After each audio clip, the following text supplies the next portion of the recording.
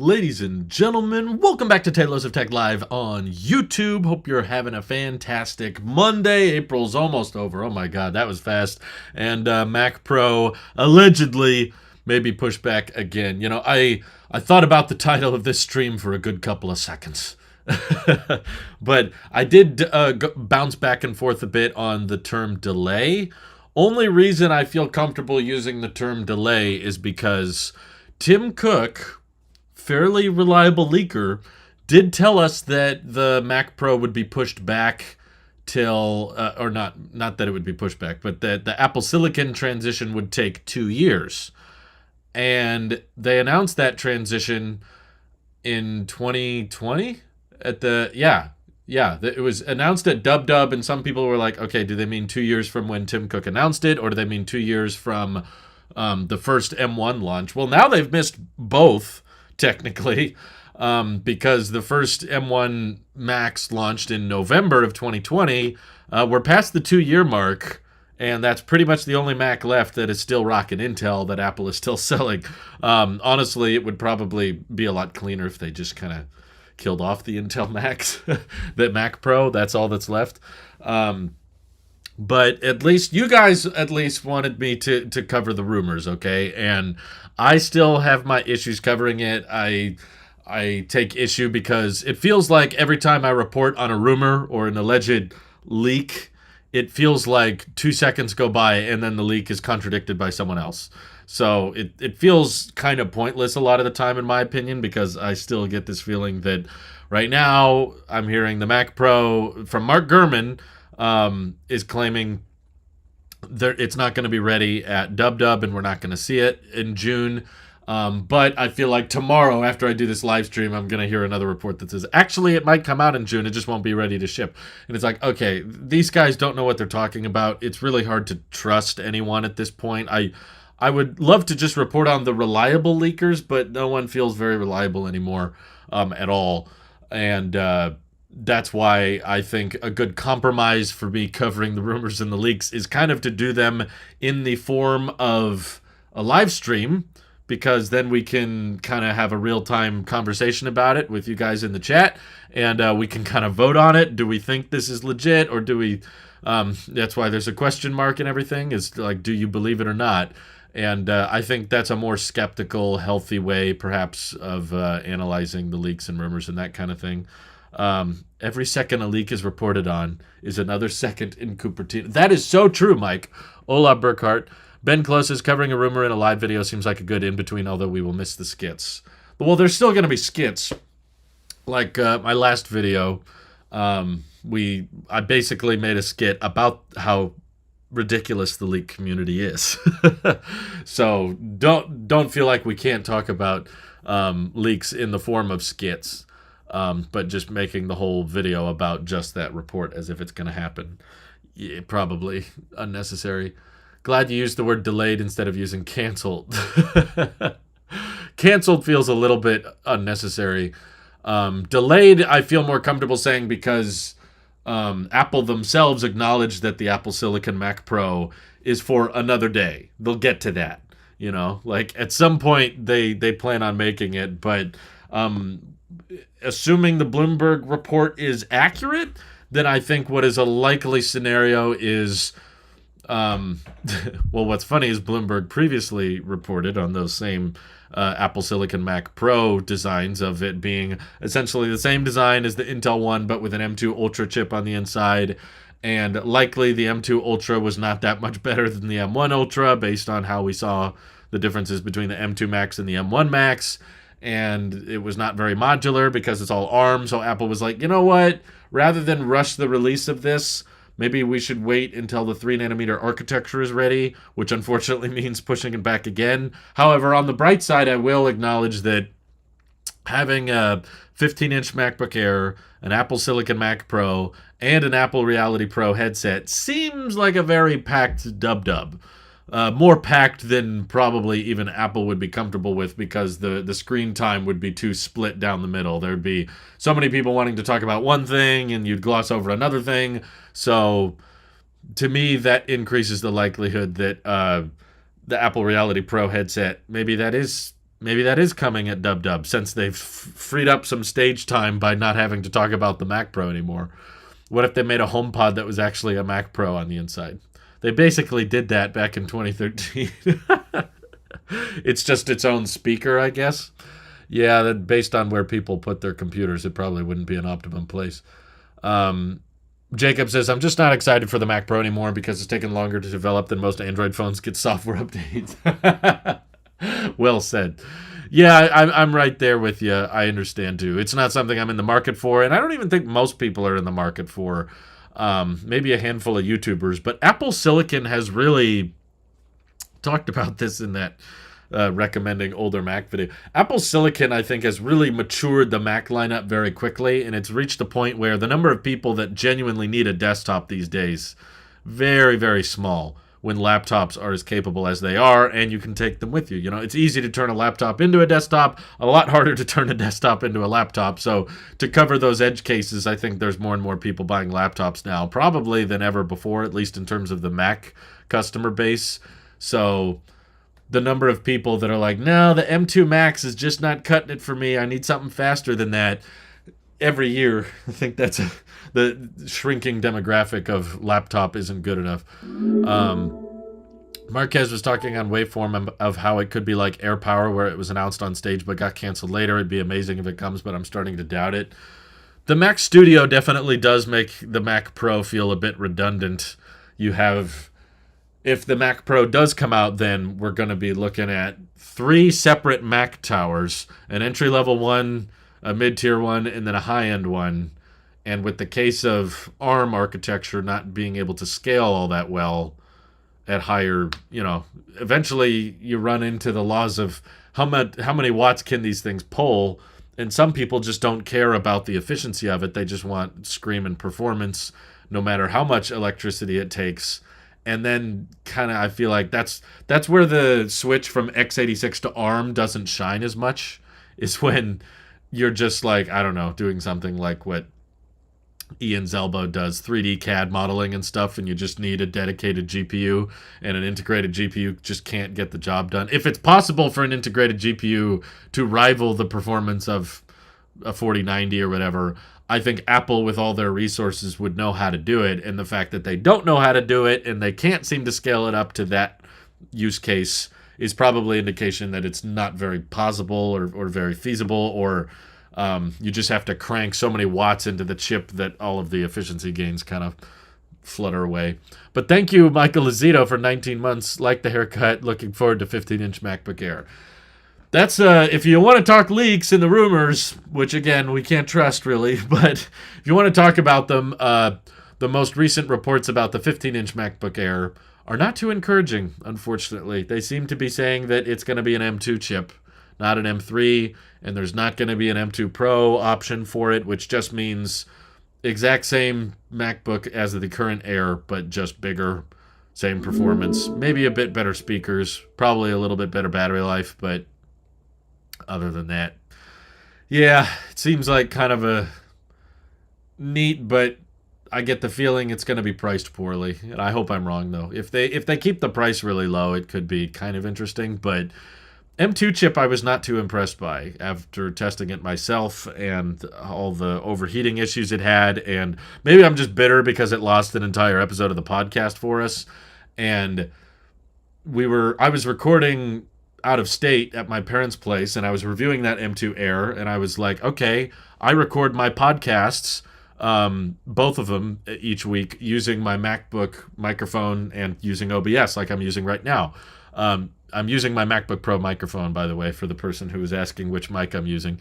And the M2 MacBook Air overheated while recording and corrupted the entire file. So we lost an entire episode of our podcast simply because of the MacBook Air overheating. And then what's funny is my podcasting friend Mike just recently bought a certified refurbished, good job, M1 MacBook Air, which in my opinion is the best value in all laptops, period.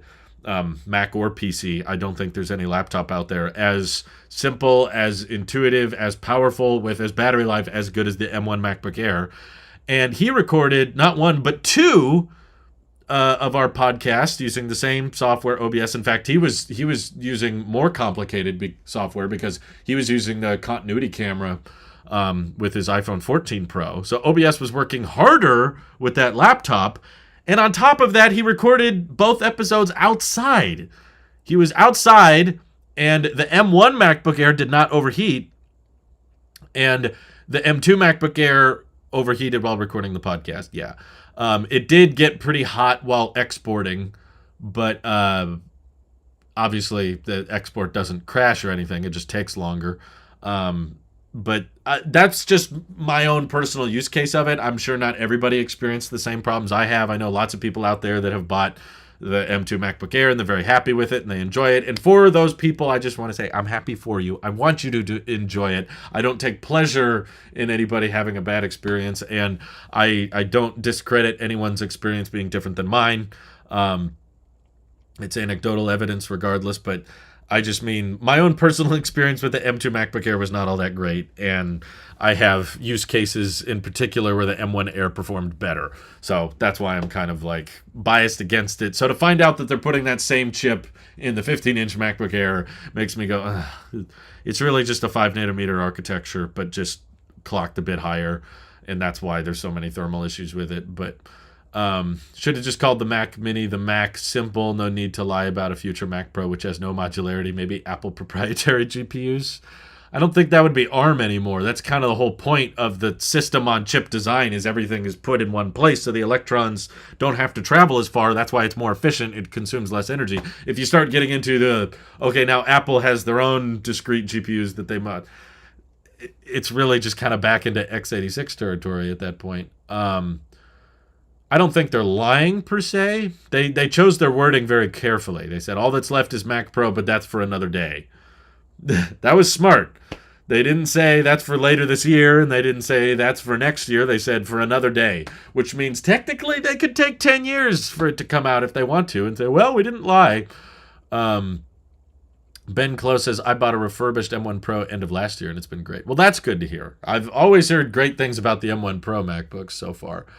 Burkhardt says it's not necessarily about dedicated GPUs, and even if Ian had the best Intel Mac Pro, it wouldn't be as good. It's mainly a matter of what NVIDIA has made with CUDA plus macOS requiring metal optimization. I know that's not just about dedicated GPUs, but I think that is a lot of the time what it comes down to. I don't see Apple changing their hardware to support what NVIDIA has come up with. I think that's kind of out the window at this point. Let's see.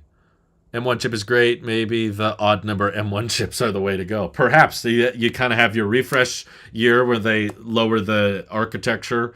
They go from 5 nanometer to 3 nanometer. And then after that, you have your overclock year, which is like your M2, where they just use the same architecture but try to pump more energy into it. That's possible. Stick to the odd number years. Who knows? ARM doesn't have to be a system on chip. Yeah, but in Apple's case, they're very proud of system on chip. I mean, I'd agree with you if they weren't doing it on things like the Mac Studio, but even for the pro-level desktop towers machines that Apple is making that outperform the Mac Pro, they're still using the same chips, essentially, that they use on their laptops. Sure, occasionally you stitch them together and you get an M1 Ultra. Okay, I guess they don't put the Ultra in the laptops, but it's still, for the most part, system on chip. Hope they'll lower the price of the 13-inch M2 Air if they announce a MacBook Air with M2. That would be great. I really hope so. I just think it's a dangerous expectation, so I'm trying to warn people that that's probably not the case, but I would happily be proven wrong about that. Simply Pop says, does it make sense to buy a Mac Studio? I have an M1 Max 16-inch. I don't think so. What would that do that your current Mac... As someone who has an M1 Max 16-inch, just like you do, Simply Pops... when I tried out the non-binned M1 Ultra Max Studio, at least for video exporting, was not substantially faster. It's like, it doesn't scale linearly. It's not like, oh, if I have two M1 Maxes put together, then that means it'll export twice as fast as one M1 Max. Not in my experience, personally. It might be a little bit faster in certain use cases. I don't know what you're buying it for, but in my experience, I would say just keep what you got. I think you'll be fine with that. And rather than buy a whole Mac Studio, just plug your MacBook Pro into a monitor, turn it into a desktop when you need it to be.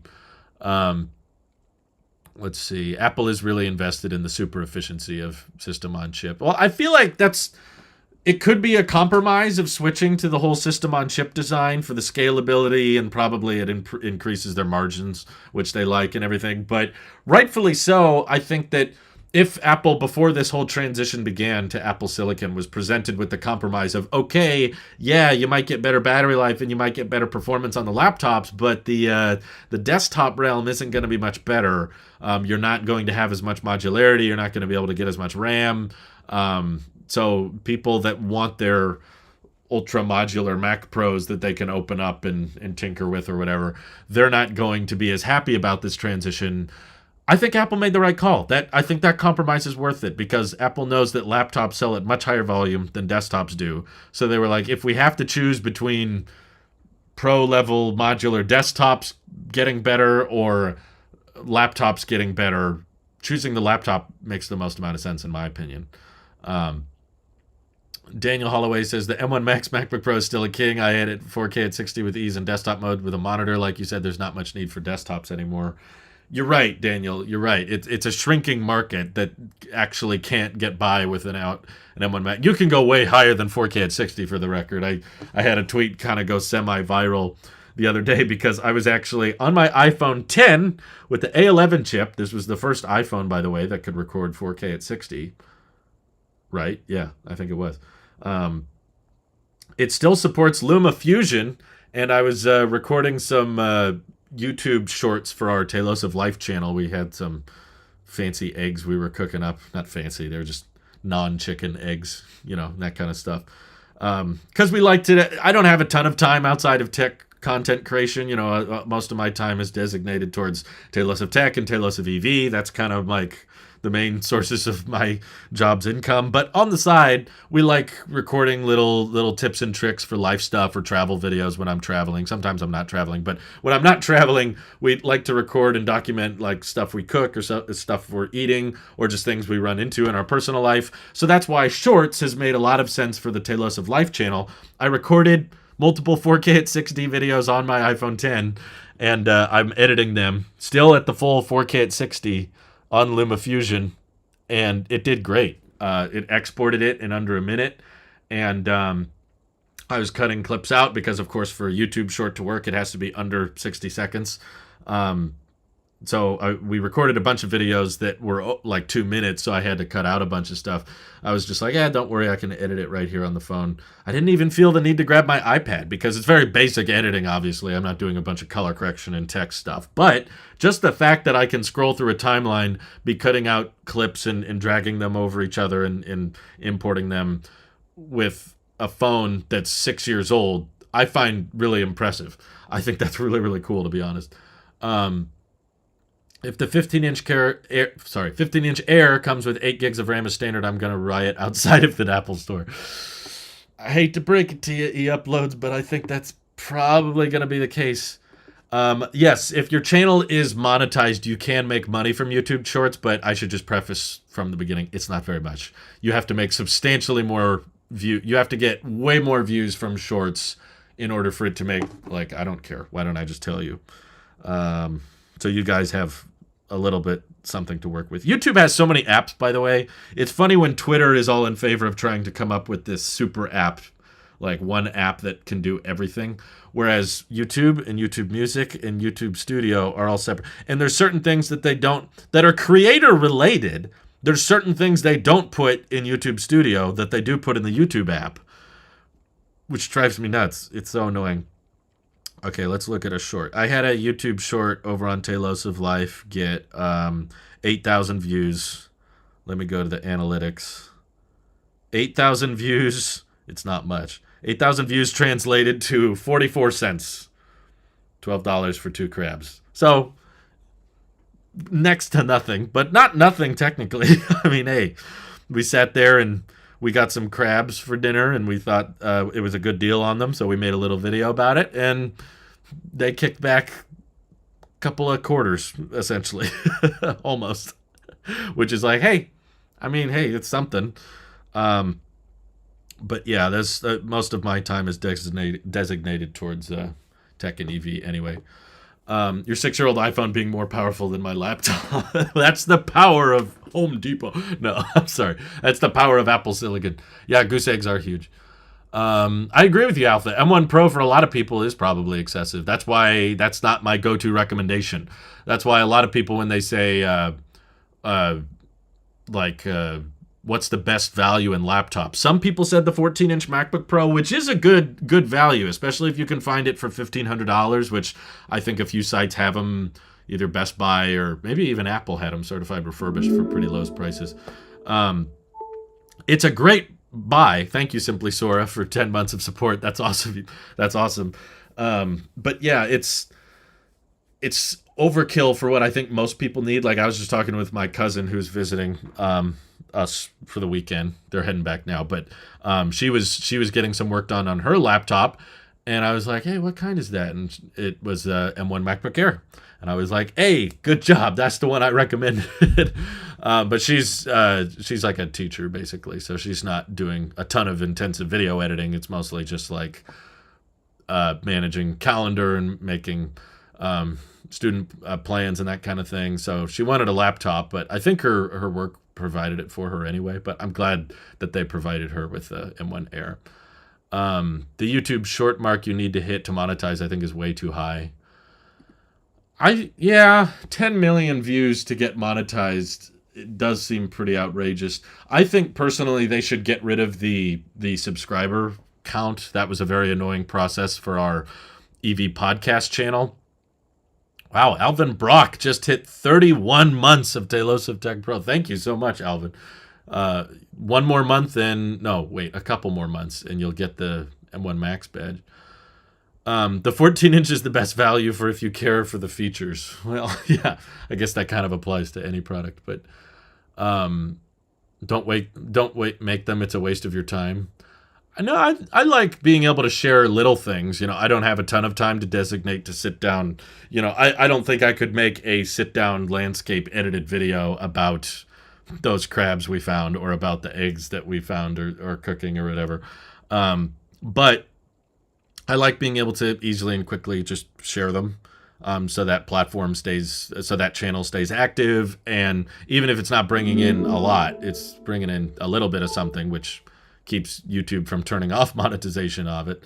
But the M1 MacBook Air, I think, for the most general average consumer, that covers everything and is a lot cheaper than the 14-inch MacBook Pro, even though the 14-inch MacBook Pro is great. If you think current GPUs are designed to work on ARM and will provide the same level of performance as even the current old Mac Pro, then you're smoking crack. Yeah, I mean, I don't... You must be smoking. That's the only thing. No, I agree. They're not designed to work hand in hand, really, with each other. Connor said iPadOS 17 should have multi-user profiles. iPadOS 17 should have many things that it probably won't have. I've kind of given up hope with iPadOS 17 doing the right thing, or even the good thing. But also earlier, thank you, Bart Jansen, for 14 months of support. I didn't know what your message said, which is why I didn't read it. I think it was just some character thing. But seriously, 19 months of support, Bart. That's very generous of you. Thank you. Yeah, I've heard shorts can be good for channel discovery, but honestly, the way I look at it is what I've had happen multiple times across some of my channels, which were not monetized yet, not because of watch time, but because they didn't hit 1,000 subscribers, is that you'll post a video on an unmonetized channel and it gets picked up in the right algorithm, and then it just blows up and gets tons and tons of views. But you're like, oh, well, hopefully that video helps us get monetized, but it takes a while for them to approve you and everything, and it takes a while for you to hit the sub count or whatever. So by the time that your channel does finally get approved by YouTube to be monetized, that video has kind of tapered off because it already got the bulk of its views. So even though most of the videos on Tailosive Life don't bring in that much watch time or views or anything, I just like knowing that the channel is monetized, so that if we did randomly post a short or randomly post a video and it ended up performing super duper well, I would know, okay, at least it's monetized from the get-go. At least it's monetized from day one, not like day 40 or whatever, which is what has happened with other channels I've done. Like, a recent example was Randy took delivery of his Model Y Performance, And we wanted to put that on the EV podcast channel because that's where people kind of keep up with Randy and his thoughts on EVs. So we edited that whole video, and it got thousands and thousands of views. And because the channel didn't have 1,000 subscribers, we didn't get to make anything off that video, which meant that, okay, now the revenue starts coming in, but the video already kind of ran its course, and basically we could have made a lot more off that video if the channel was monetized earlier. So, oh well, not the end of the world, but still, that's why I like keeping channels that are monetized. And when a channel gets unmonetized, I feel a lot less incentivized to post to it or work on it, because I'm like, well, even if something pops off, it won't make anything. So I don't think it's a waste of time per se. It's like I would basically not be posting at all if it weren't for that. But Michael Philippan said, would Final Cut Pro on the iPad be enough for you to switch to it full time? And if not, what else would you need? I've done videos on that, Mr. Philippan. Sorry if I'm referring to you by your last name. It's because there's way too many Michaels in my life. All great people. There's just way too many of them. We've got Michael Burkhart, Michael Azito, Model Y Mike. I've got a couple of Mikes in my personal life that you guys don't know, but there's just so many Mikes so that whenever I see someone named Mike, I just default to their last name. Or I'll say Mike from the podcast, so you know which one I'm referring to. Great people, just... You gotta share that name a little bit less. It's just too many mics to keep track of. But no, Final Cut Pro would not be enough. There's a bunch of things I use my Mac for that are not available on the iPad. And also a bunch of things I like about now, especially because they brought Apple Silicon to it. So now I've got my 16-inch display. iPad Pro doesn't have that. I've got 3 Thunderbolt ports. iPad doesn't have that. I've got way better studio quality microphones, which you're hearing me on right now. That's on the MacBook, not on the iPad. The speakers on this thing are way better as well. I've got faster charging. I've got better battery life on my MacBook Pro. I've got legacy ports on my MacBook Pro if I feel like using them. I've got faster chips, of course. Even if they brought Final Cut, it would still be on the M2, which is inherently not as good as my M1 Max. I've got OBS support, so I can record and live stream and have external video cameras if need be. If I want to record something with a secondary angle, I can use, not continuity camera because this is the iPhone 10, but I've got a Webcam Plus, which lets me turn my iPhone 10 into a webcam. There's a bunch of I've got optimized battery charging, even though it doesn't work all that well. I still have it. I can install Al Dente, which is kind of buggy, but for the most part, it's working right now. So I can keep the charge limit to 80%. I've got proper external monitor support. So there's really like not one or two things. There's like a huge laundry list of things that iPadOS needs that is fundamentally limited by macOS. By the software, not so much the hardware. I'd be willing to put up with the port limitations or even some of the silicon limitations if it had the proper operating system running on it, but that's why for years I've been advocating so hard to just put macOS on there, because then rather than expect the iPadOS team, which does nothing all day, they don't even want to put Apple Music Classical on the iPad. Like, it's an Apple-made service, and they don't feel like making a version of it for the iPad. It's ridiculous. So the iPadOS team is super-duper lazy. So we have this huge laundry list of features we want the iPad to have via software. And people are just like, no, let the iPadOS add those things individually. I'm like, that's going to take forever because there's still no calculator app, and the iPad has been around for freaking... how long now? Like 13 years, and there's still no calculator app, and Craig's answer for why is, well, it would be kind of hard. It wouldn't, we want it to be different on the bigger screen a little bit from the iPhone. So because we haven't found a good way to do it, we're just not going to do it. There's so much laziness involved with the iPadOS team that it's like, okay, rather than expect them to knock down each one of these requests, and there's literally hundreds of them that my Mac can do that my iPad can't, expecting them to do all of these things, that's going to take forever. Instead, just do one thing, which is dual boot macOS. We know macOS can run on Apple Silicon. We know the iPad supports keyboard and trackpad. It has everything it needs to dual boot. It's just one flip of a switch, and boom, you add all those features at once to the iPad with one single feature update, rather than try to expect every little tick to be checked. But we do need a mic drop. Thank you, James. Model Y Mike says Apple's photo app needs more work on its object detection and identification. Would love to take a picture of any plant or animal and know what it is in an instant. Does it not? I thought it did that. I mean, I haven't done it recently, but I've used my phone camera many times in the past to take a picture of a plant, and then there's a little eye in the corner. Are you just saying it takes longer?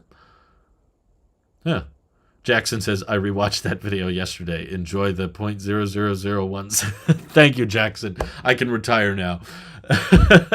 Unreal Cousin says, I don't understand why YouTube has cutoffs to get monetized. Ads play before all my videos, but I don't anything off them since I don't have enough subscribers. Well, it's a long story. I remember back when I first started making YouTube videos, there was no, like, requirements to be monetized. You could, basically, as long as you just filled out a Google AdSense form. As long as you applied to the partner program, you pretty much got in.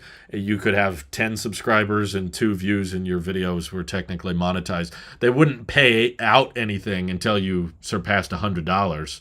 So you had to make at least something before they would actually send you money. But then there was the adpocalypse of 2017 or 2018. Yeah, I think it was 2017.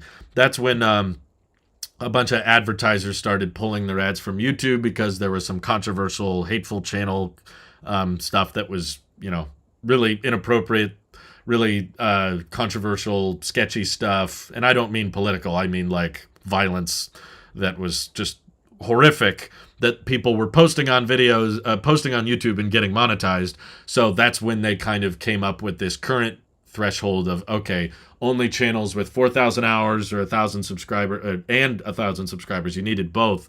You still need both.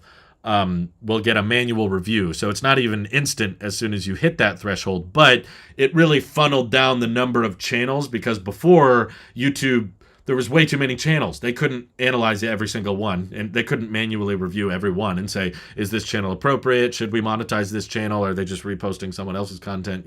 They couldn't manually do it, so it was just an automatic system.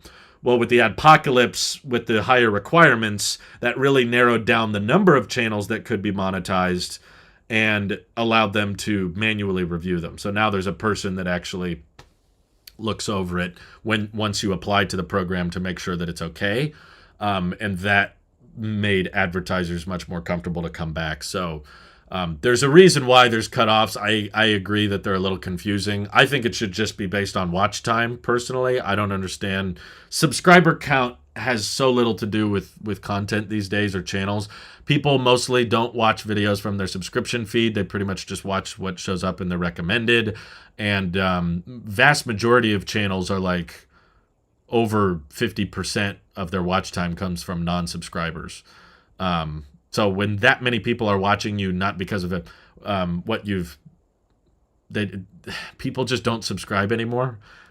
That's just not what. Maybe they've just become immune to people asking for it, but unless you really, really explicitly ask for it, most people just won't do it. They'll just wait for your next video to show up in the recommended. So I don't know why they expect to put the paywall behind that. I just think if your channel is active enough and has more than 4,000 hours of watch time, it means that it's generating a reasonable amount of traffic to the website from that particular user. So then just doing a manual review after 4,000 hours, I don't think that would change very much from what they're doing now. But does Apple have some agenda against calculators? They've removed it from the notification center on Macs, and I have to use Google to do simple calculations. Well, there's still you can put a calculator in the widgets, right? Yeah, if you hit edit widgets. Where is it? Okay, maybe they don't have it. I know there's a calculator app, though. I always just do Spotlight. I just do Command Space and then search calculator, and it brings up pretty quickly. I think subscriber count just proves that a number of actual humans interacted with the channel. I don't even think that, because it's the easy. Have you noticed how many spam bots there are in the comments? Creating a YouTube channel and subscribing to someone else is super, super easy to fake. So I don't even think the 1,000 subscribers proves that there's actual humans engaging. You could easily fake that. And you could have dead accounts that aren't watching or were used once just to subscribe. Detection in the Photos app for animals, flowers, etc. is country-based. Interesting. Photo object detection needs more work. Either mislabels or it just doesn't know what it is. Siri GPT. Every year, everyone keeps asking, when is Apple going to fix Siri? And then they just never do. Spam on YouTube is very bad, but all of those spam accounts that keep commenting the same things over and over again, they could just all subscribe to one channel. But it's harder for them to fake watch time. Watch time is a little bit trickier because you'd have to get all of those bots to pull up a video and play it on separate devices. I don't think you could easily get a bot to like watch the same video on the same computer, but like have 100 different accounts all watching the same video in different tabs. Maybe there's a way to do that, but I think it's a lot harder to fake than just clicking a subscribe button once. That feels very easy. There's no option to add it anymore. It was so much easier to use the 2-finger gesture to open the calculator than open an app or Spotlight. Shouldn't there be like a hot corners thing? Not pop corners. Let me go to display. They make you do quick notes through that. Or is it? Settings is all different now. Arrange? No. True tone, adjust brightness. Wallpaper. Let me find hot corners. It's in accessibility settings. Hot corner shortcut. So basically, in case you didn't know, hot corners basically just mean, yeah, they don't have calculator there. That would be cool. Application windows, desktop, notification, launchpad. Yeah, I don't need the quick note thing. I don't know why they brought that to the Mac, where basically you move your mouse to the corner of one of the displays and something pops up. And by default now on macOS, they make it so that when you put your mouse in the corner, it opens up a quick note option, which I don't personally, I don't know why people do. I don't use that myself, but letting you select one of those hot corners for calculator, just throw your mouse down there and the calculator app launches. Yeah, hot corners don't give you that many options, which is a shame. Well, now we know what we need for our macOS wish list. But yeah, I mostly use Spotlight for calculations. I guess some people just don't like that. Would you rather have the Apple headset come with Apple Watch's battery life or an Apple Watch to have a 2-hour battery life?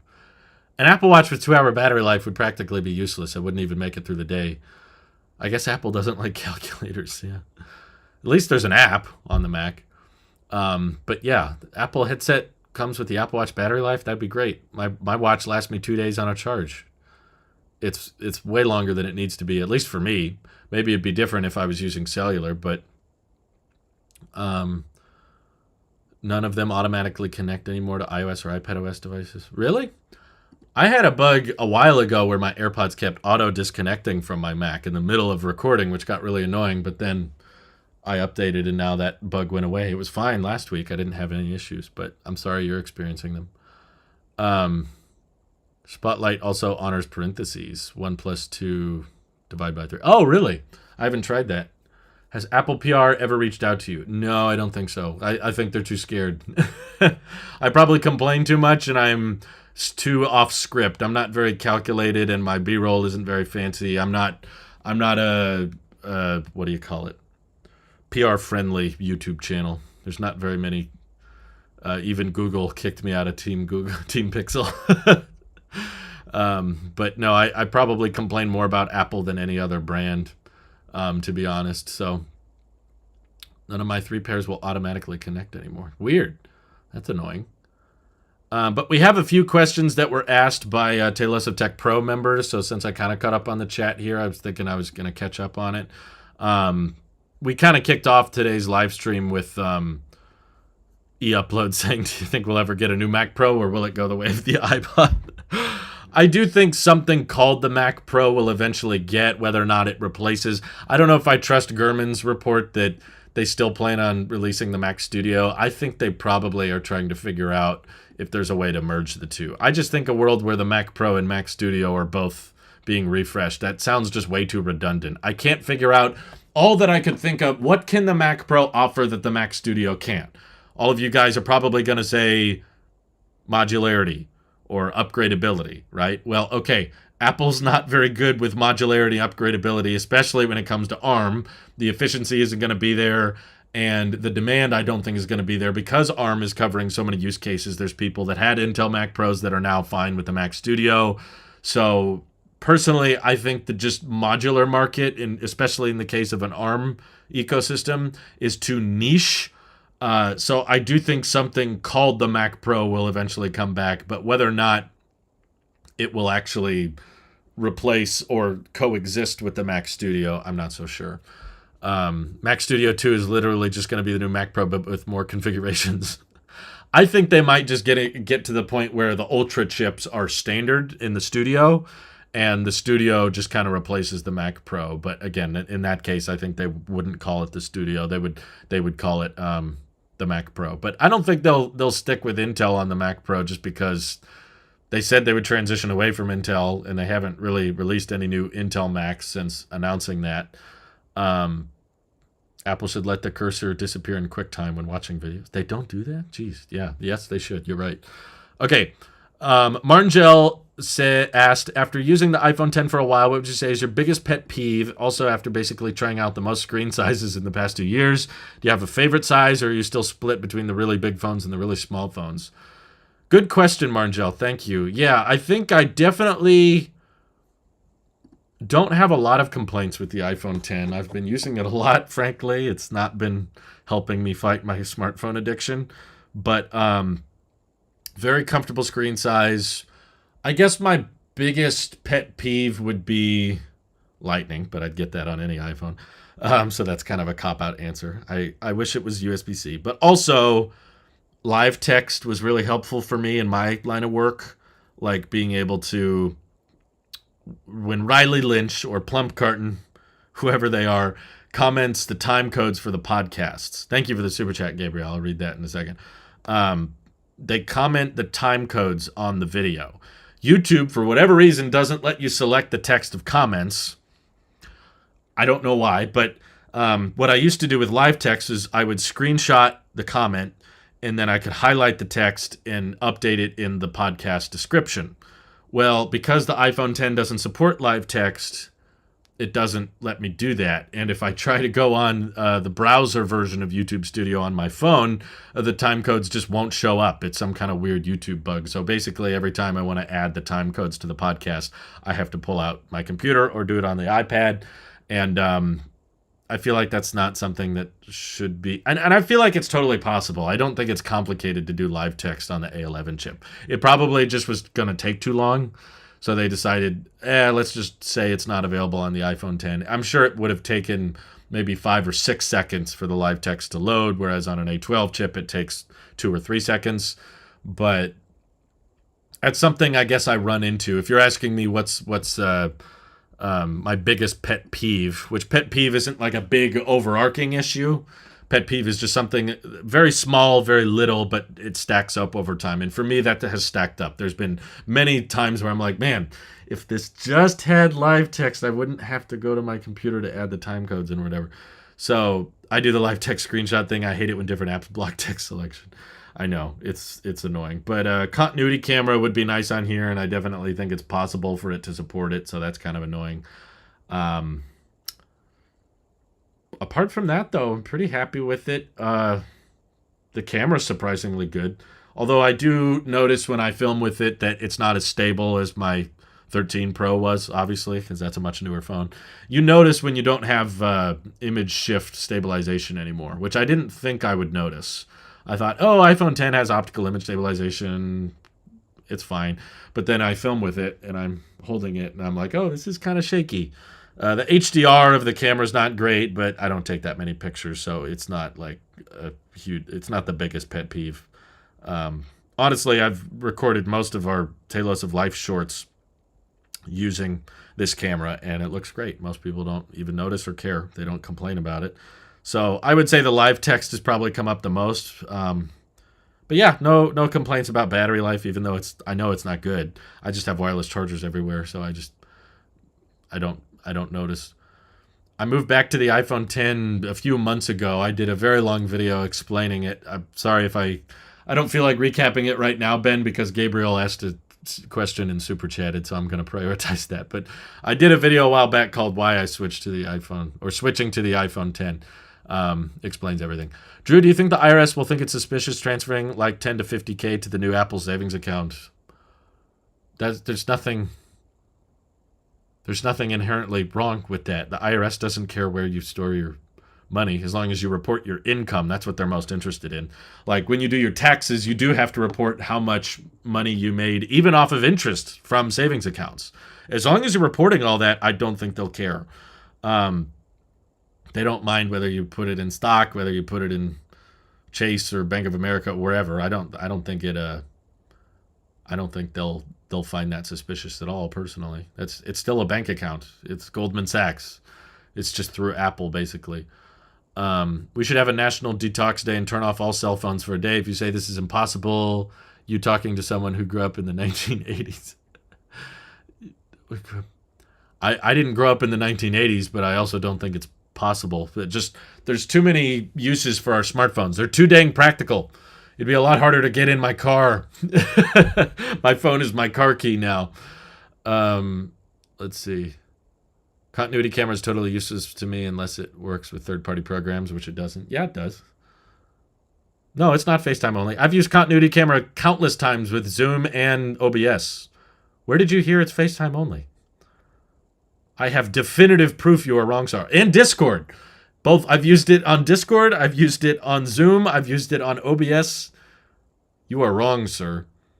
Full Metal says you should waste $40,000 on an unopened iPhone first gen and then take a poo on it. That's a great idea. Oh my God. Why don't we do it right now? Just kidding. I think if you send $10,000 out of a bank, the IRS is notified. Okay, but notified doesn't mean they're mad at you. Let's see. Detox days are tricky.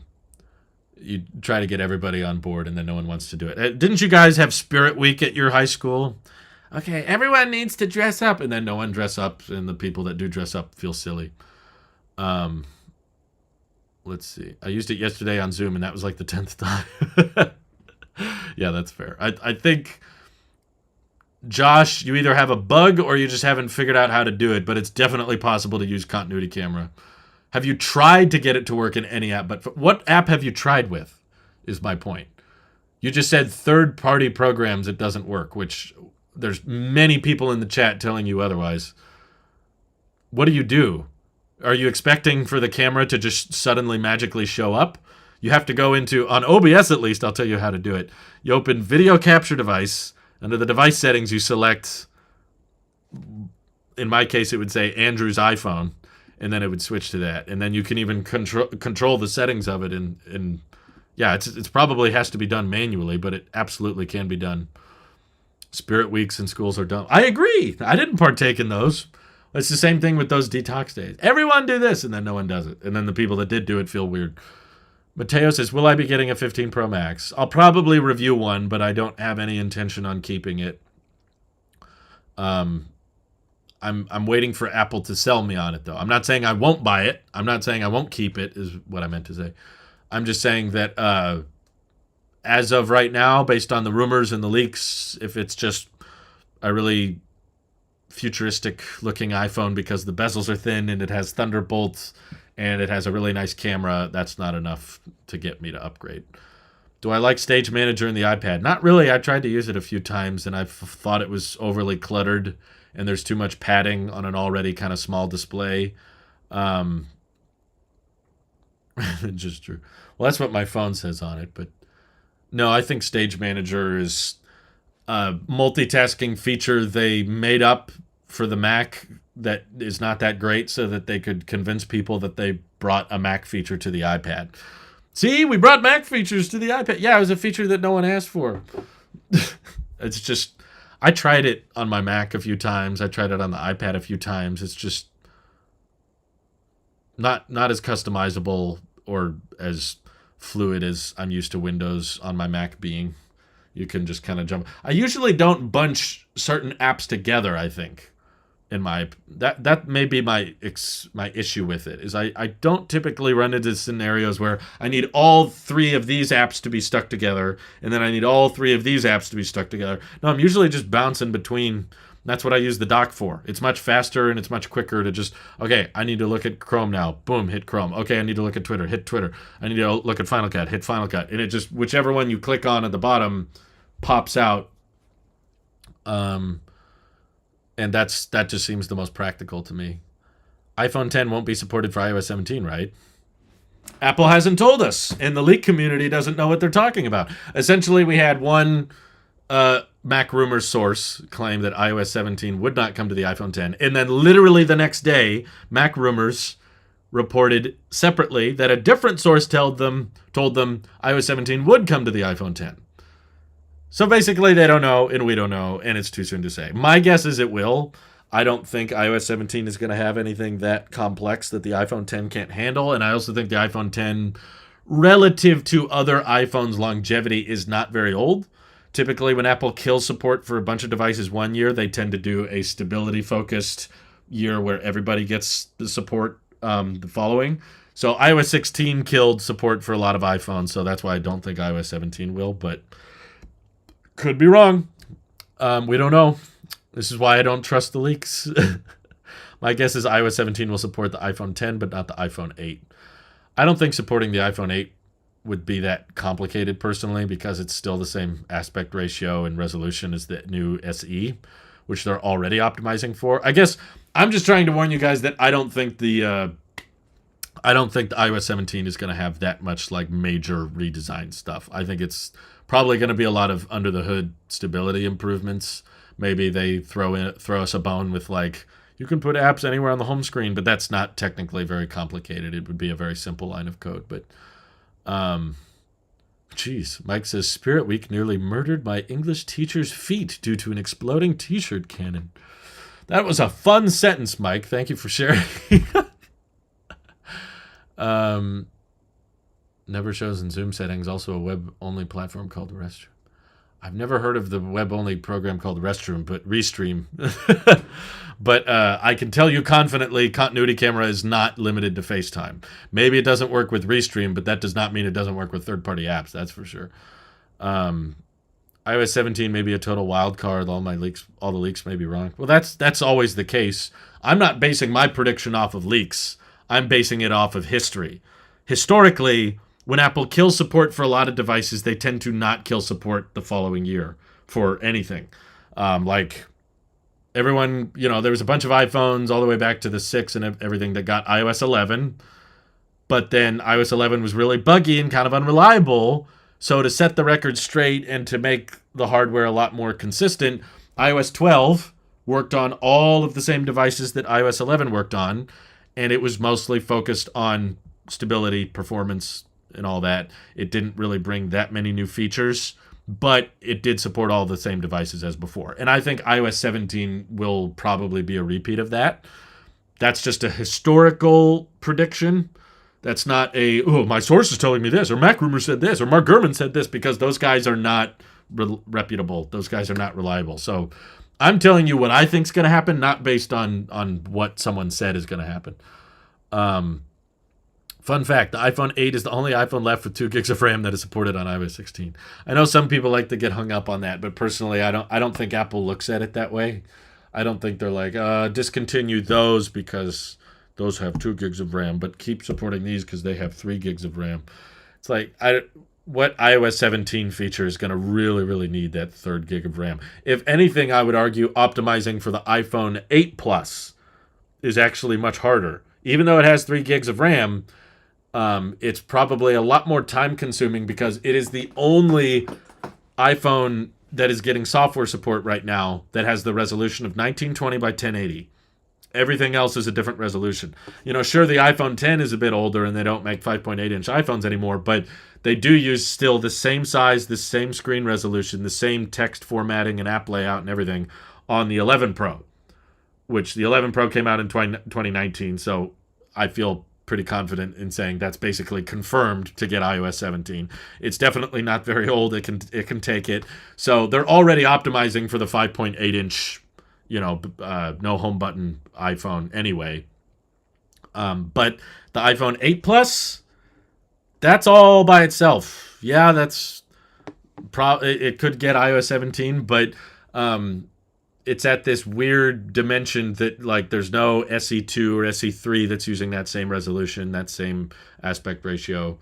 Um, so optimizing for that in its landscape mode support and everything is probably the more problematic one. And also, Apple hasn't sold the 8 Plus in over 3 years now. So there's probably still a bunch of people using it, and it would probably simplify their design language internally and everything if they could just stop optimizing for that screen size, because that's 8 Plus is all by itself. But again, with your logic, it's like, well, but 3 gigs of RAM, so that unlocks things. I don't know what they're thinking, but my guess is iOS 17 will be supported on everything that is running 16. Leaks are never reliable for new iOS updates. That's true. The leaks have always been kind of off when it comes to software. Start a trend. Keep using Telid. Sometimes my brain thinks faster than I can speak, and that's when my birds come out backwards, if you know what I mean. We need an iPhone that is more like a framework computer, at least be able to swap out batteries easily. We had phones like that, no one bought them. That's the problem. People prioritized the aesthetic of the phone and the longevity of the phone and the simplicity of the phone over the modularity of the phone. There were lots of smartphones that had swappable batteries. LG was advertising it. It was like a selling point. There were these modules with battery packs, and they were like, look, you can go from 0% to 100% in 2 seconds. You just pack around these extra batteries. And there were certain modules that you could pop in, and they added something like a camera, or they added, I don't know, extra ports or better speaker or something. And they had all these modules that were like swappable. But not very many people bought that, so LG abandoned it. The feature was not useful enough. It wasn't practical enough. Even though us techie people probably thought it was kind of cool, it didn't appeal to the masses. So I try to remind people that it's not just tech companies and what they come up with. The tech companies come up with a reflection of what there's demand for. That's why all the smartphones are all kind of blurring together. Even though Apple and Samsung and Google are all separate companies, they're all making glass rectangles with thin bezels and bigger camera bumps. And then when Apple ditches the charge brick, they ditch the charge brick. And when Android goes to USB-C, eventually Apple gets USB-C. So, yeah, water resistance is harder to do with phones with swappable batteries. That's true. And more people, I think, prioritized water resistance over being able to swap the battery out really quickly. iPhones never had removable backs, but lots of other phones did. And lots of other phones bragged about having removable backs and saying, haha, we have it and the iPhone doesn't. And then the iPhone continued to outsell all of those Androids. So there's your market reflection. I would love to see an expansion of dynamic island features. I find it useful just the way I use my iPhone. It's actually great for me, like the Mac Touch Bar. I think it's pretty likely that they'll probably come up with some dynamic island functionality with iOS 17 that we don't currently have. Personally, I don't get why they can't put like everything up there. Notifications should be part of Dynamic Island. Siri should be part of Dynamic Island. Why is it like certain things it expands and grows, but then other things it's just a notification that drops down? It feels kind of inconsistent to me, and it would definitely convince more people, oh, I should really get a 14 Pro.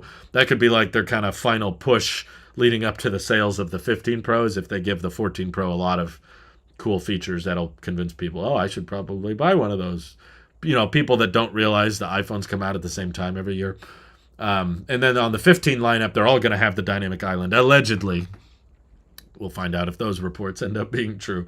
But at least the rumors say iPhone 15, 15 Plus, 15 Pro, 15 Pro Max, they're all going to have Dynamic Island. So if they're all shipping with iOS 17 and they have this redesigned notification or redesigned Siri animation all up there, makes a lot of sense to me that, you know, a lot of the big hot selling features are going to be on the high-end iPhones, so you feel like you need to upgrade. Let's see. How could a 15 Pro Max with USB-C not enough to make you update? It's because I don't use the port on my phone. If my iPhone 10 had USB-C, I wouldn't really use it any differently than what I'm using it right now, because I just wirelessly charge it. My car has a wireless charger. On my desk, I use a wireless charger. My nightstand has a wireless charger, so USB-C is great. I'm all in favor of it. If you're having a port on a phone, it should be the best port, and USB-C is the best port. Don't fight me on that. And even if you do, it's a hopeless cause because European Union, India, Brazil, they're already passing legislation enforcing this anyway, so big whoop. USB-C wouldn't change much. I don't. There's something else that the 15 Pro Max would have to come up with that would convince me I need to upgrade, and I don't have a lot of good solutions. What I've been saying for a long time is they would need to fundamentally change the way I use my phone, because kind of they kind of have to do side loading, Josh. It's kind of not up to us. European Union is already passing legislation on that. Whether or not they bring it to the U.S. is a different discussion, but yeah, there's foreign markets and governments that are kind of enforcing the side loading thing. But what this whole switch to the iPhone 10 has taught me is that there's a lot of gimmicks and there's a lot of features that claim to be really useful that really aren't that useful, and you can get by without them pretty easily. Going from a 13 Pro Max to this phone, really 95% of the experience remained unchanged. It still works great as a car key for my car. I still can manage my banking apps and my savings account and my credit card from it. I still check my email. I still browse Twitter. I still watch YouTube. I still can listen to music. I check the weather. I can take pictures and videos, and they look decent. They're not bad. It's not a bad camera. It's just not as good as the new ones.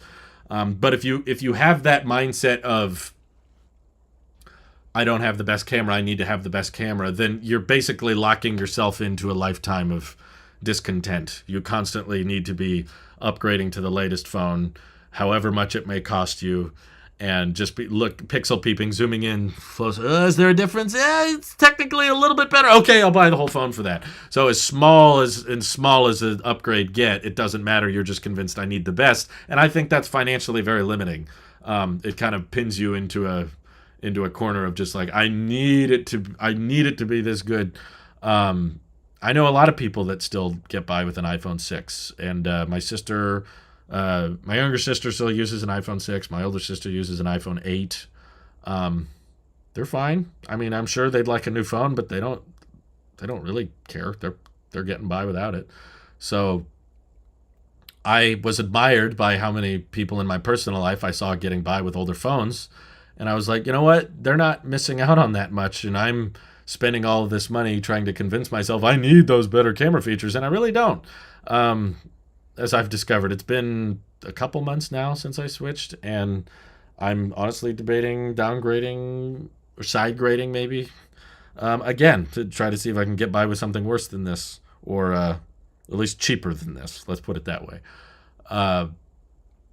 So USB-C on the iPhone is great, and I'm all in favor of it, but it's not something I would utilize, because I'm still going to charge my phone inductively because that's the most convenient way to charge it. Yeah, Joshua feels the same way. USB-C isn't enough for me to switch. If USB-C and the camera improvements are all, I'm skipping 15, waiting for 16, like I skipped 13, waiting for 14. The one thing I could think of that would fundamentally change the way I use my phone is that if they essentially were able to replace this setup I have back here. I record most of my videos with a 4K pocket cinema camera from Blackmagic, and a Zoom H6 microphone with a highly directional shotgun mic attachment. And this has just fantastic audio quality. And we've talked about this on the podcast before, but my MacBook microphones were so good that they replaced my dedicated XLR mic I used to use. If you watch my old live streams from 2 or 3 years ago, I used to have a big mic arm that I would position here and talk into it because it sounded much better than my iMac onboard mic. But the microphones they put in this MacBook Pro are so dang good, you can hardly tell the difference between the XLR and the MacBook, that it wasn't worth fussing around with all of these cables and dongles and this big microphone attachment that I have to push out of the way sometimes and bring back. I was like, what's the point? Like, you guys can hear me just fine, and it sounds honestly really good for onboard laptop microphones. So if they brought that kind of microphone quality to the iPhone, and I don't need to plug in an external mic attachment, and of course I'm sure the 15 Pro will have a state-of-the-art camera system with decent bokeh and depth of field and everything. If I could just replace that whole setup with an iPhone, maybe I would consider it. It's not so much, I don't care much about that 8K or ProRes or anything like that. I tested ProRes on the iPhones, and it wasn't substantially better. It didn't really change much, but either way, to me, the audio is the limiting factor, not the video. If it was just about video, I could probably replace what I use my Blackmagic for now with an iPhone if I really needed to. because most of you guys aren't watching me for incredible cinematography or incredible B-roll shots.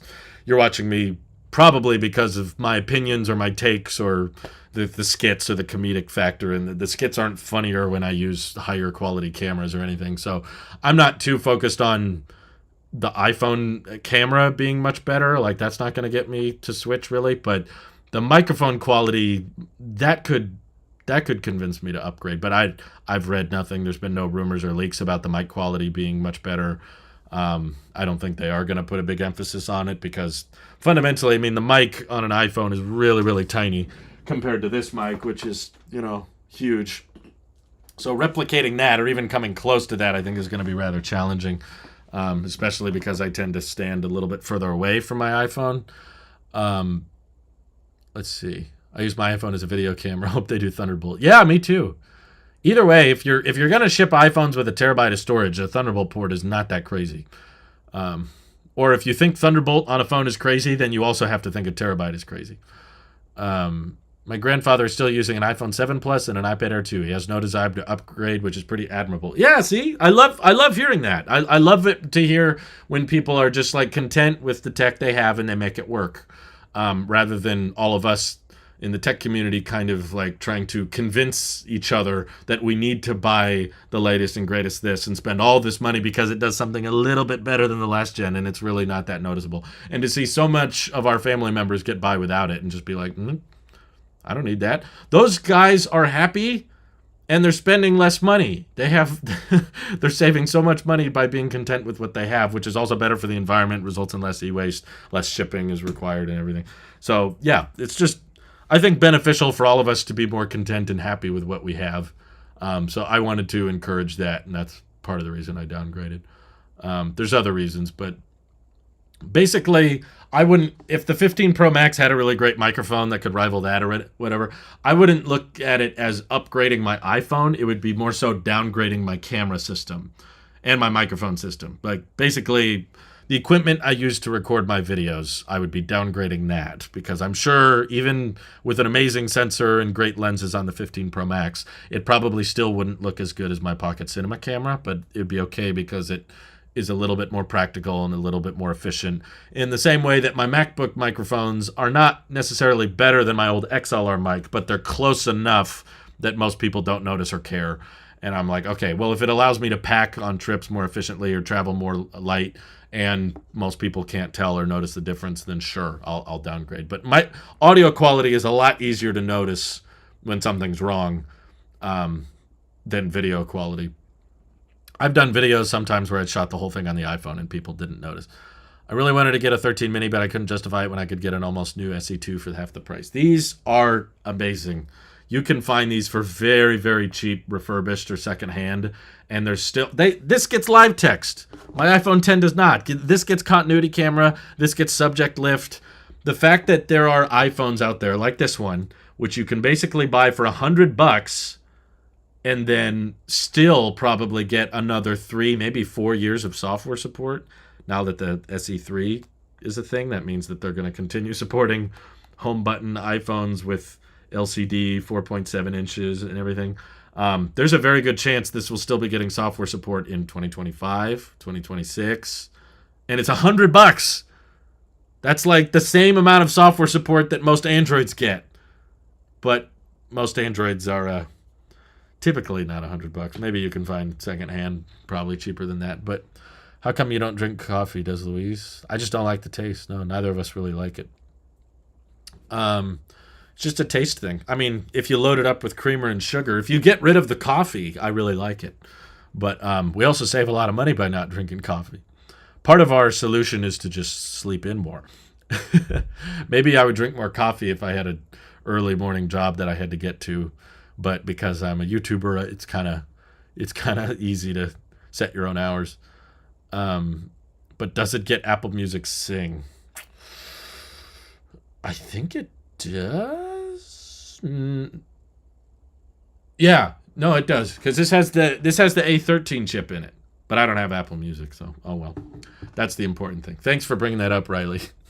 Shout out to Riley Lynch in the chat. He's the one who does all the time codes for the podcast. He works really hard on those. Thank you. Marngel says we should have a contest on who can hold on to their tech the longest, not on who can have the newest tech. I don't know about contest per se, because I'm sure someone can just be like, I'm using an original iPhone, it still works, ha ha ha. But like, there would need to be a lot of strings attached if it was a contest. It would just be like, you can't just hold on to it. Like, I have an original iPhone, but that doesn't mean I'm using it every day. I mean, like, you only have one SIM. This would be some of the strings for that contest. It's like, you only have one SIM card, and it's in that phone, and you're still using it, you know? But I just remembered I didn't answer the rest of Margel's question. I got carried away with the older phone topic. My favorite size, I think I really do like 5.8 inches. It's a shame they got rid of it. But no, I'm not too picky. I like the mini iPhones as well. Mini iPhone is great. But also I understand for how much time we spend on our phones these days, why there's a lot of people that just want the biggest possible phone. So yeah, they'll take their Pro Max. They'll take the ultra screens. Sure. And then we answered e-uploads. Oliver the Buy says, do you think that Apple will actually remove the SIM tray in all overseas models with China outright not doing eSIM and other countries not really having the infrastructure? You know, Oliver, I think if you replay that question, you'll find the answer. As Aptera's chief of design once told me. But yeah, basically, if China's just not doing eSIM, I agree. I don't think they can afford to just not ship in China. Obviously, that's not going to happen. So yeah, I very much agree and think that the SIM tray will stay in certain regions. It's probably Apple's just trying to push more people towards eSIM. I'm sure the carriers like eSIM because it makes it harder for people to switch phones and harder for them to downgrade once they've upgraded. So it benefits the carriers, which have very close contracts with Apple and everything. So I'm not really a fan of it, but it seems like kind of a losing battle. So they'll probably switch to it slowly in different regions and hope that they can push more countries to move towards eSIM by saying, see, look, it worked in this country, it worked in this country, come on. Consumer Compute says, did T-Mobile buy Mint Mobile so Apple could not? But for real, what do you think of the new plans T-Mobile will roll out this Sunday? I haven't looked into I don't know much about the T-Mobile plans rolling out this Sunday because I'm not a T-Mobile customer, but I don't think Apple was interested in buying Mint. Apple has too many close relationships and contracts with the existing big three carriers like T-Mobile, at AT&T, and Verizon. There's so much backdoor conversations that go on and large upfront payments that those carriers give to Apple so that they can get first dibs on iPhones on launch day and everything. So I don't think Apple has any interest in competing with them because they both benefit from each other too much.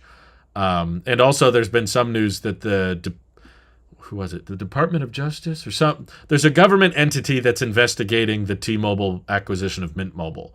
So there's a chance that it might not go through, essentially.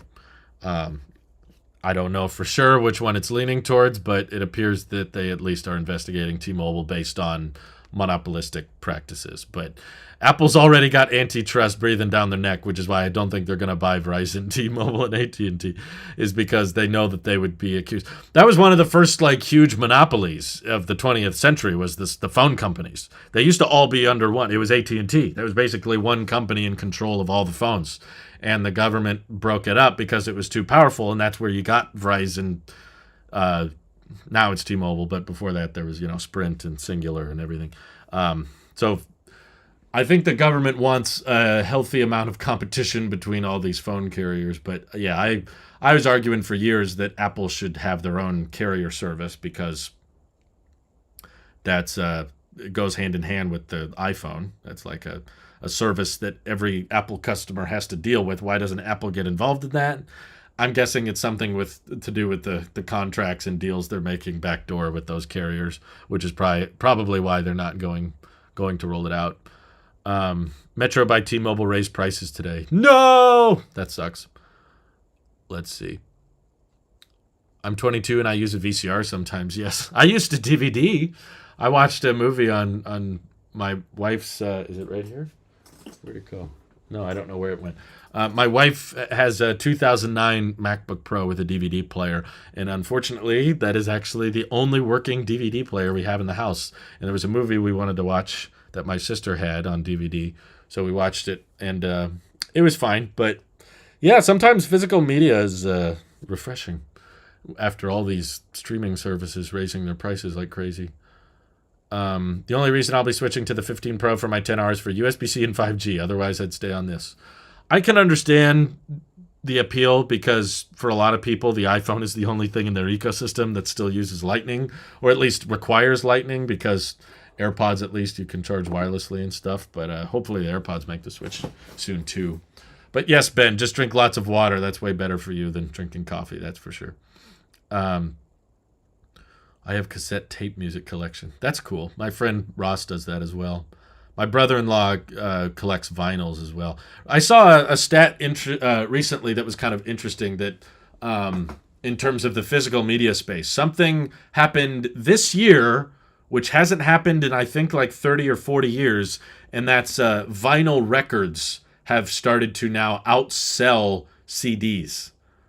Which makes a lot of sense to me. Personally, I can think of many people that still buy vinyl records for collector's sake, and they prefer the sound quality, and they like the novelty of putting the vinyl on the turntable and setting it up. And a lot of people just say it sounds better, and I'm sure they're right. I'm not an audiophile, but I'm sure there's something to do with the way the music is printed onto that vinyl. And there's some people that just buy vinyls like buying silver and gold. There's certain titles that hold their value really, really well if they're out of print and they're not making new ones and stuff.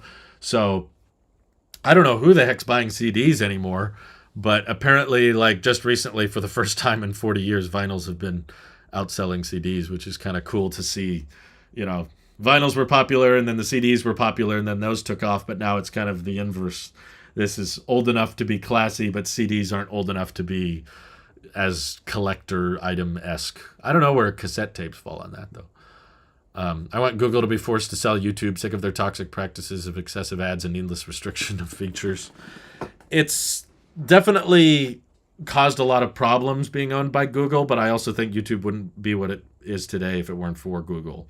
I think a lot of people take for granted the simplicity of you can post, or I can live stream right now as much as I want for free, and they won't charge me for it. That is rare. Try to find any other video hosting site that can do that.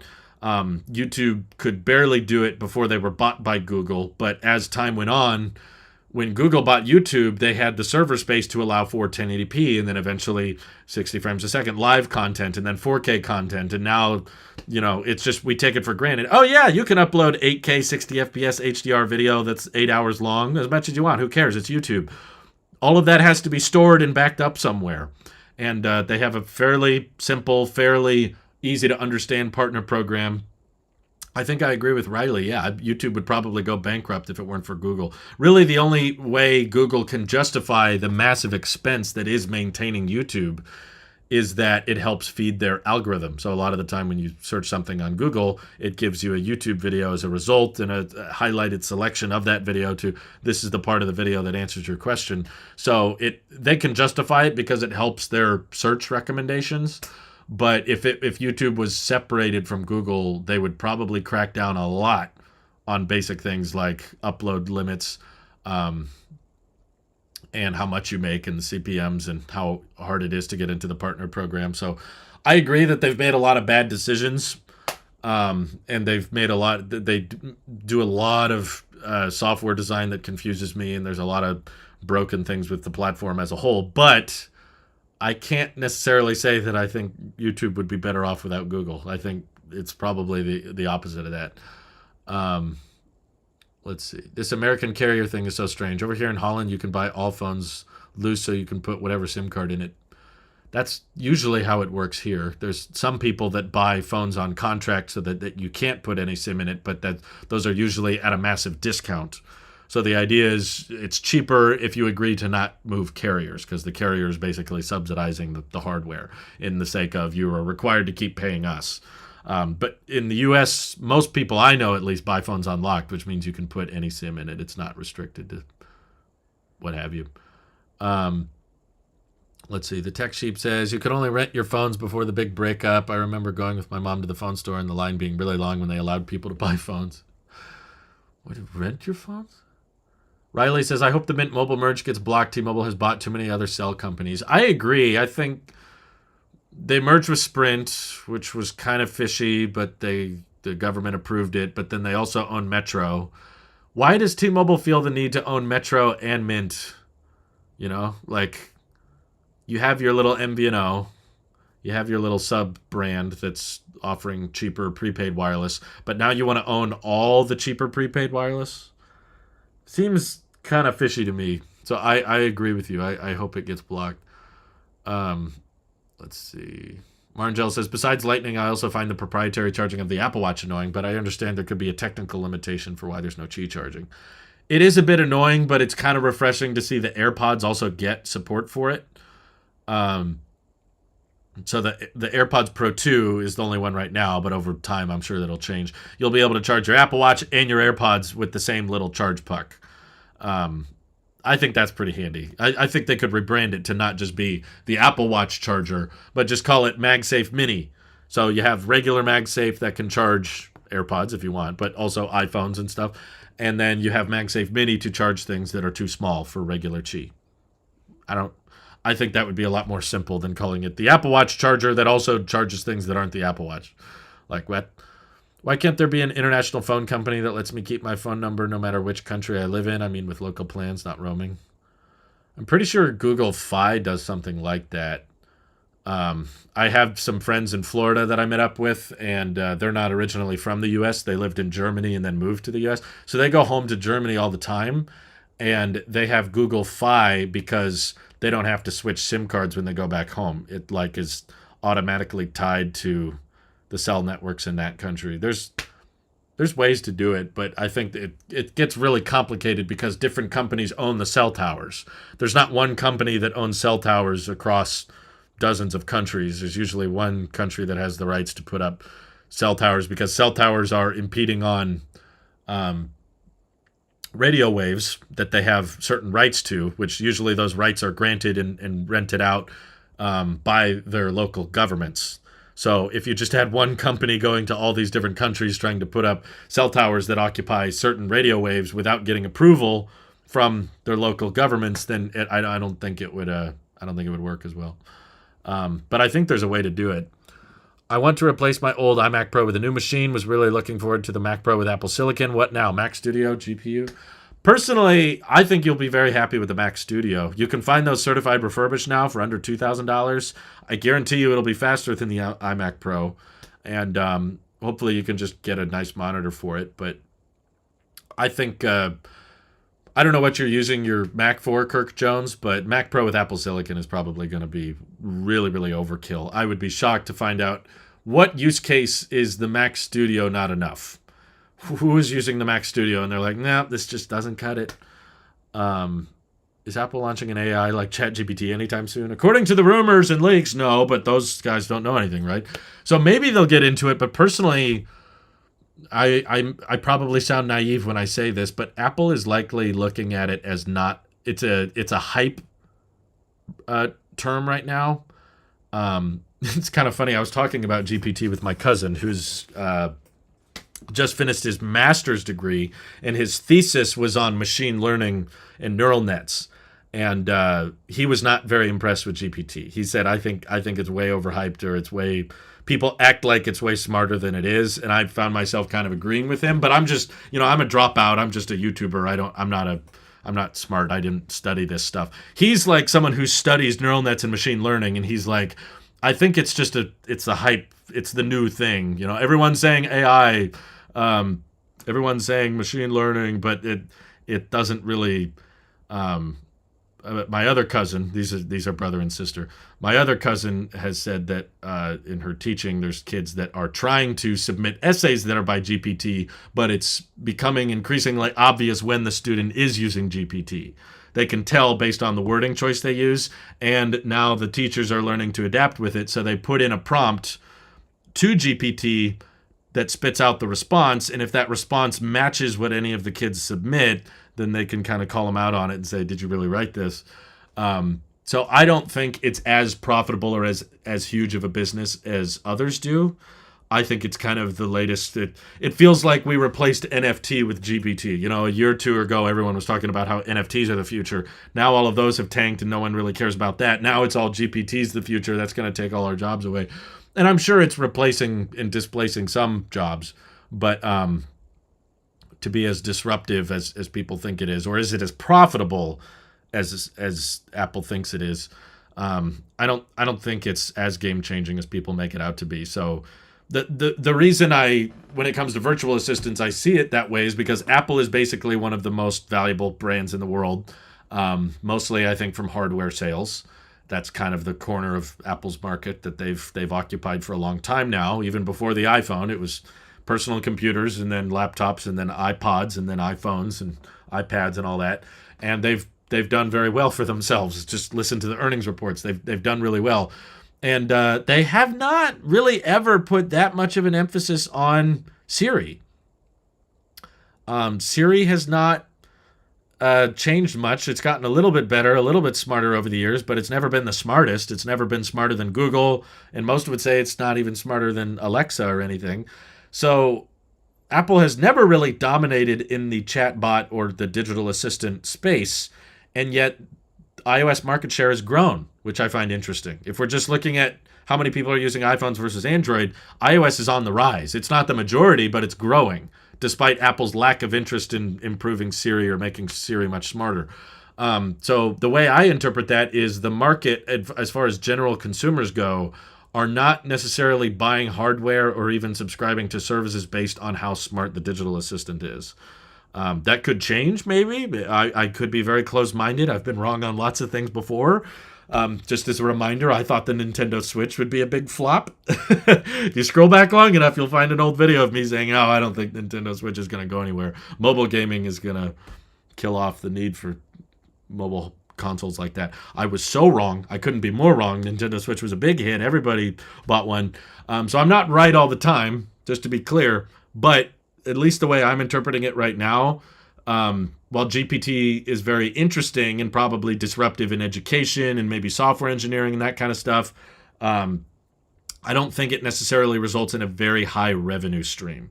Like, it's cool, but does it convince people to spend money, or does it convince advertisers to bake their ads into it? It's probably too early to tell for sure if it's going to be a long-lasting thing, or if it's going to create a huge industry. But yeah, it's a fun topic to dive into. Joshua says, I'm glad Apple doesn't have AI. Serious enough. Don't want that high ego, dangerous behavior. I think it's fun, but I don't buy a phone based on that. Jacob says, I can assure you AI chatbots aren't just a hype. It's so widely used by everyone in my school, and the teachers are struggling to adapt. Again, it's disruptive in education, but that doesn't necessarily make it disruptive in everything. I don't think anyone can really assure you. We just have different predictions and projections. I know my thesis of it is probably not worth much, but I thought my cousin's perspective was very interesting as someone who researched that stuff more heavily, saying it wasn't. I think it's very good at appearing smart if you're not looking at the details, but oftentimes in a lot of jobs and a lot of professions, the details are very crucial. You could feed the essay to GPT and it would probably tell you whether or not it was written with GPT. That's a good point. Yeah, people said that about crypto. That's true. Everyone thought crypto was going to be the next big thing, and it kind of was, and it's still kind of here, but it didn't really tick off the way a lot of the early day people thought it was going to. Crypto isn't taking over all forms of labor, from cognitive labor to signing to driving. And I would agree, neither is GPT, personally. You may disagree with me on that, but I think that the number of jobs it can actually replace is lower than most people make it out to be. Do you think it would be better if Apple never bought the Siri company and just had the Google Assistant on their phone? That's a good question, actually, Riley. That'd be an interesting scenario if they just embraced the Google Assistant. I mean, they still have Google as the default search engine, so is it that different than What if they just never bought Siri? Yeah, I never thought of it that way, but that may have worked out better if they just decided to not make their own or buy out another company's. I can't think of that much that Siri does better than Google. And I use both. I use the Google Assistant more than Siri, and the Google Assistant still makes a lot of mistakes personally. Um, I found GPT useful just for basic life advice, like if I don't know what to do or I don't know what to eat, it has helped me decide what to do. Yeah, it's neat tech. I'm not trying to say no one's going to use it. I'm just saying I don't think it will be as disruptive as something like the smartphone or electric cars or personal computing. It's just like with a lot of technology, it doesn't blow up and suddenly come on the scene really quickly. And I think that's why I'm skeptical of GPT, is that it hasn't been around that long.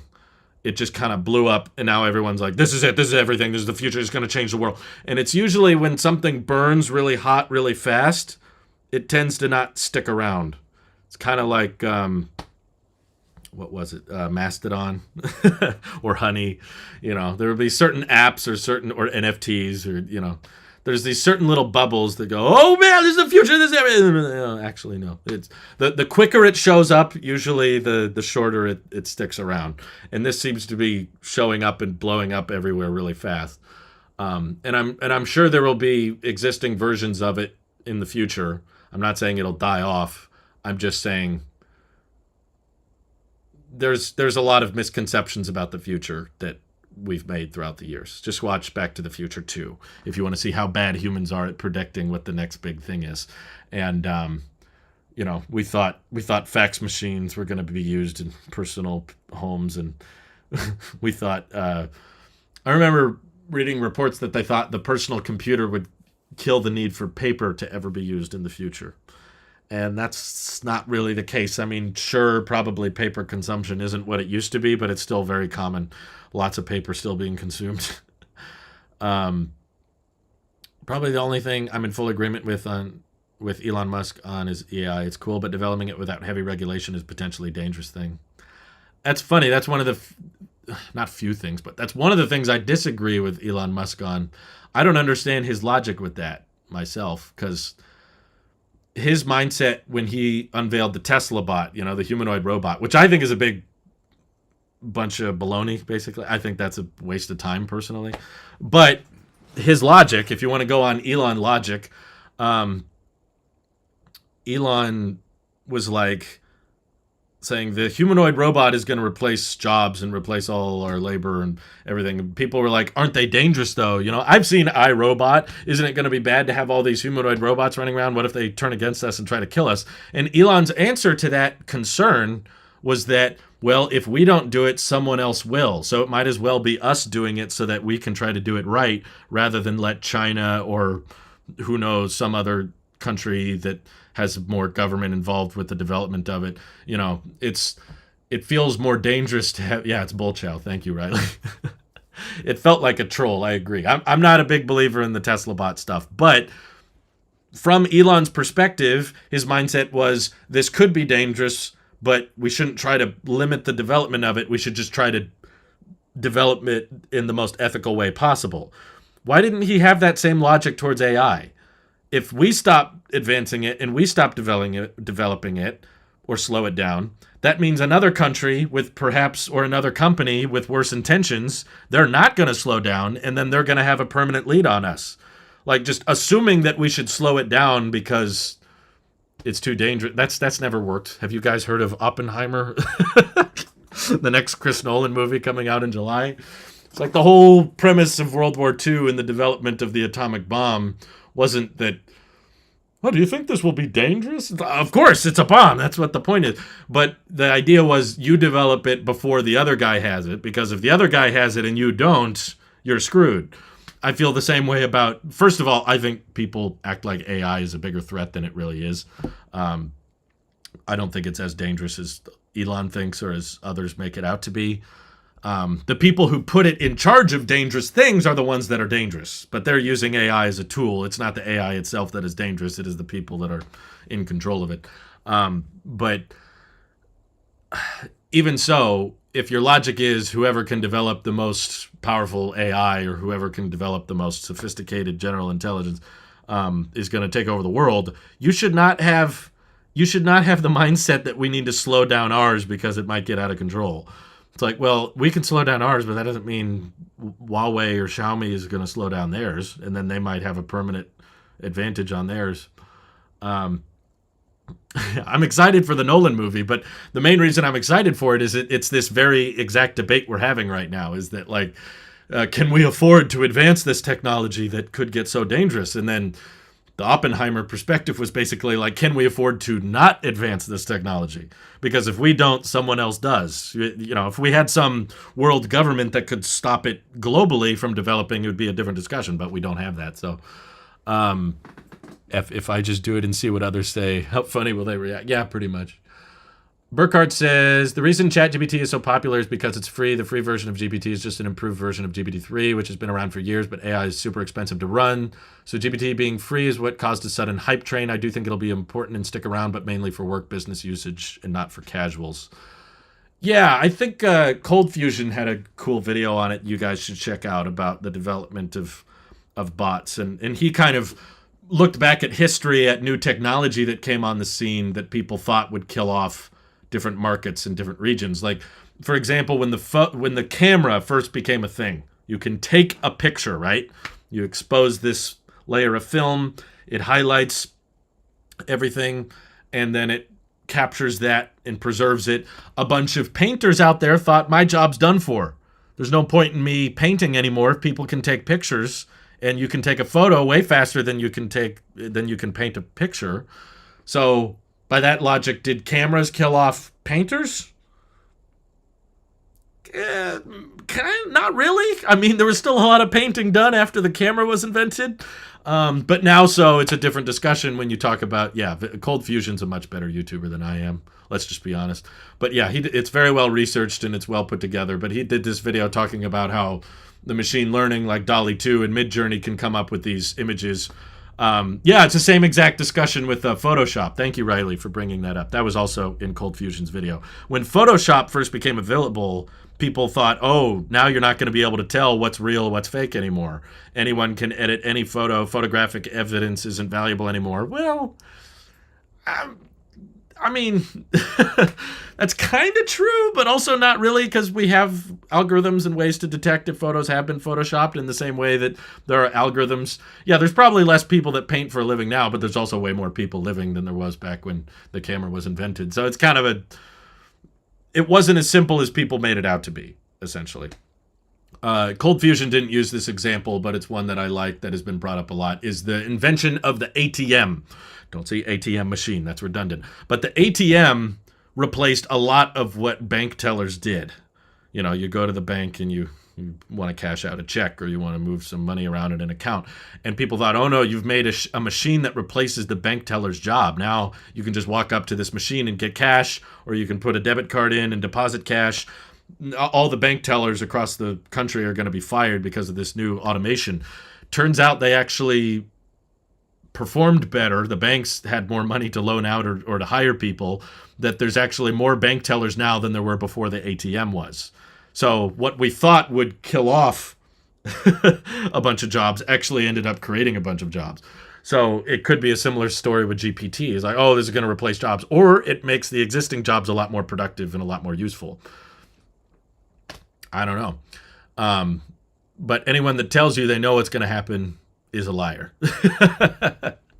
So that's why I'm just skeptical of anyone that acts like they know exactly what the future has in store. But all we can really do is speculate and look at history and try to make projections and predictions. But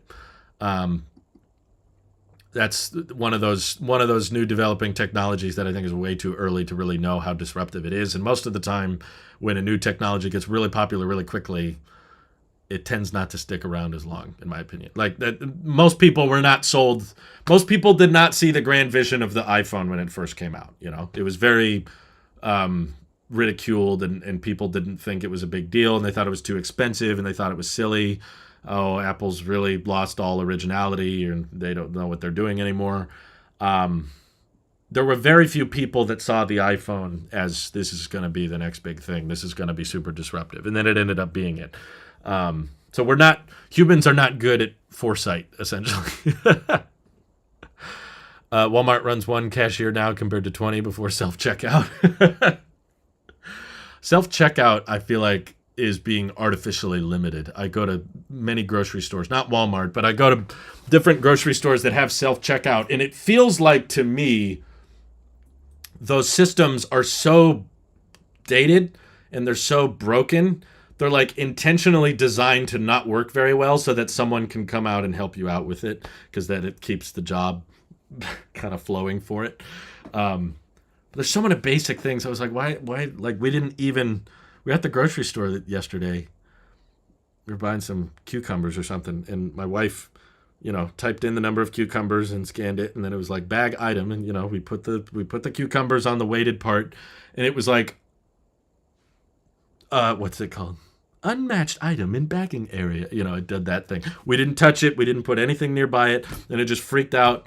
It was like, oh, please remove the unexpected item in bagging area. And I was like, we didn't do anything. So we had to wait until the person came around to scan their little barcode. And I was like, shouldn't this be like camera based by now? We have neural cores and these advanced algorithms, and my, a $100 iPhone from 3 years ago is capable of detecting photos and plants and seeing when an object has been added. Shouldn't there be just a camera feed there that can detect when you've added something to that little scale, rather than just, oh, the weight's a little bit off. Oh, you got to scan that again. It didn't work. I was like, I love the idea that Amazon's been pushing for those Go stores where you just kind of walk in and take stuff and walk out. I've been doing that for years. It's called shoplifting. No, I'm kidding. But I like that idea of it being more passive, where it just recognizes you. You scan a code when you walk in the store, and then you just take what you need, and it bills you based on what you took. And using cameras all across the store, it can tell exactly what you took and whatever. I don't know why that has not become more widespread yet. It feels like kind of pretty standard, basic technology. Seeing how much our cameras can do on our phones, why haven't the grocery stores got the hold of this stuff? But I guess that would take away a lot of jobs, right? Harambe will rise from the dead and open a portal for us.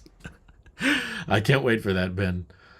Even after new technologies are introduced and even become mainstream, the antiquated tech will still be around in some form. People still paint, use CDs, use cameras. Even MP3 players are still in use.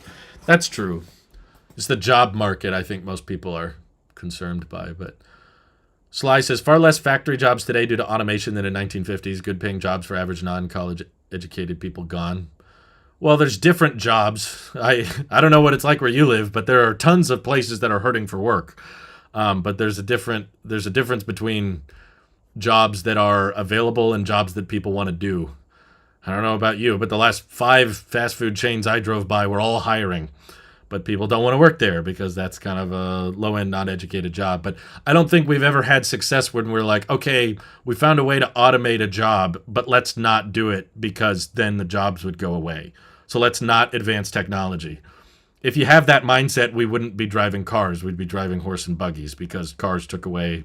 The classic example my dad always references is the pony whip factory.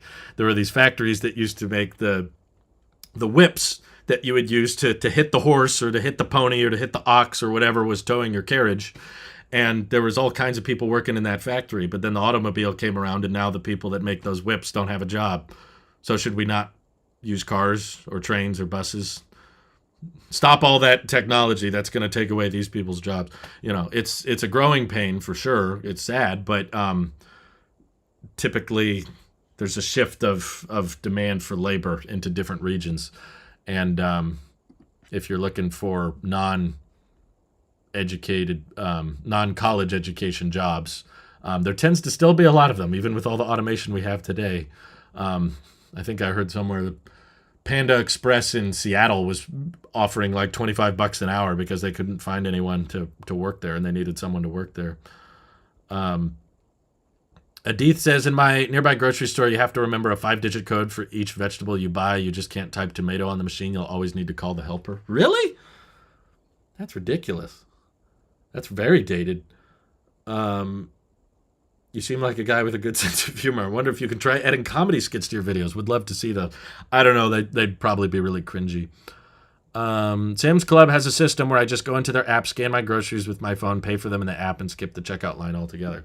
That's cool. I don't have a Sam's Club where I am, but that's awesome. Let's see.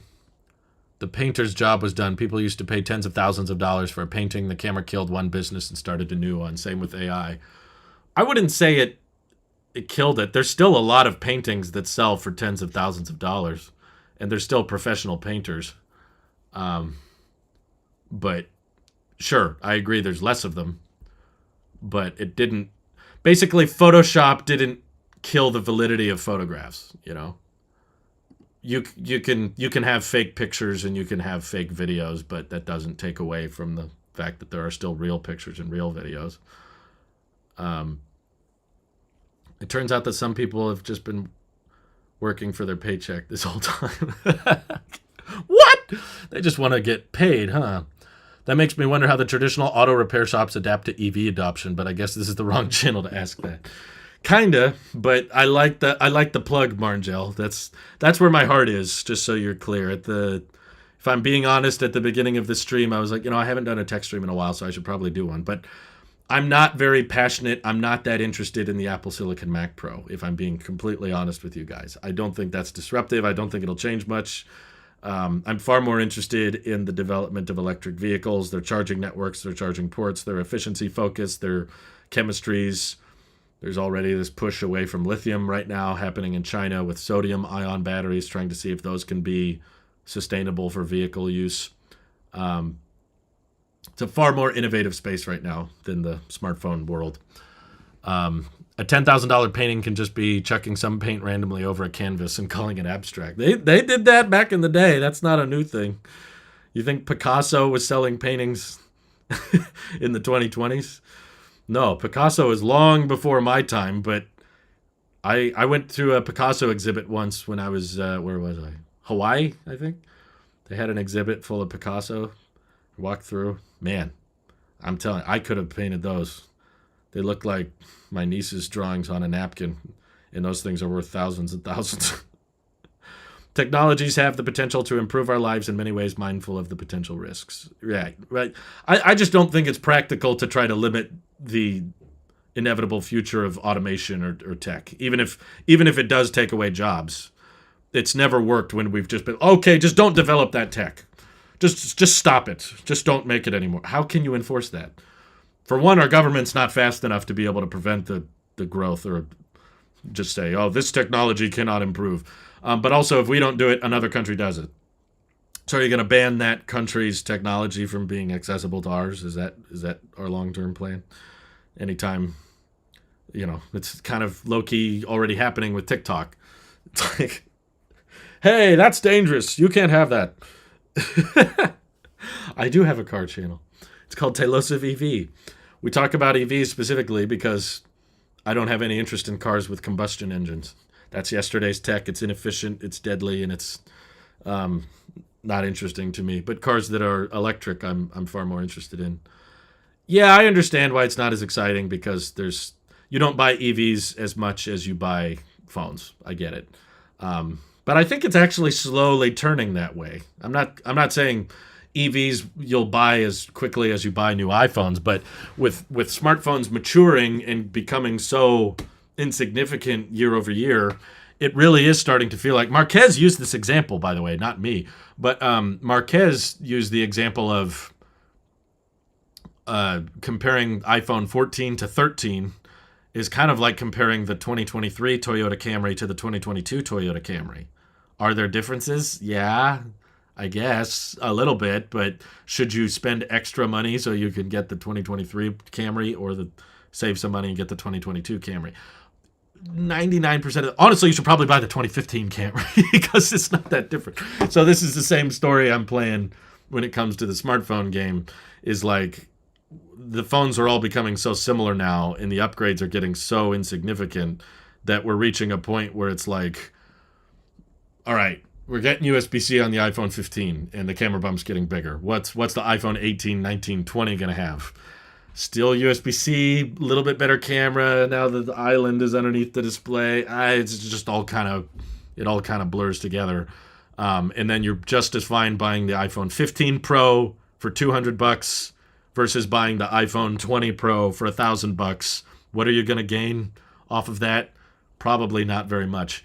So the average length of ownership for smartphone has increased every year over the past decade, which means in the old days people were buying a new phone once a year or every other year. Now it is stretched into most people that buy a phone hold on to it for 3-4+ years, and that number's increasing as the phones last longer and have less features on the new models. So I think we may reach a point where you only buy a new iPhone every 7-8 years because there's so little difference. This is generation over generation, which is the average length of car ownership. So I get that it's not as exciting maybe as a new phone because there's a new one that comes out every year. But to me, it's still an exciting transition because electric cars are a very small portion of vehicles sold, and over time they're getting more cheaper, they're becoming more affordable so that more people can buy them.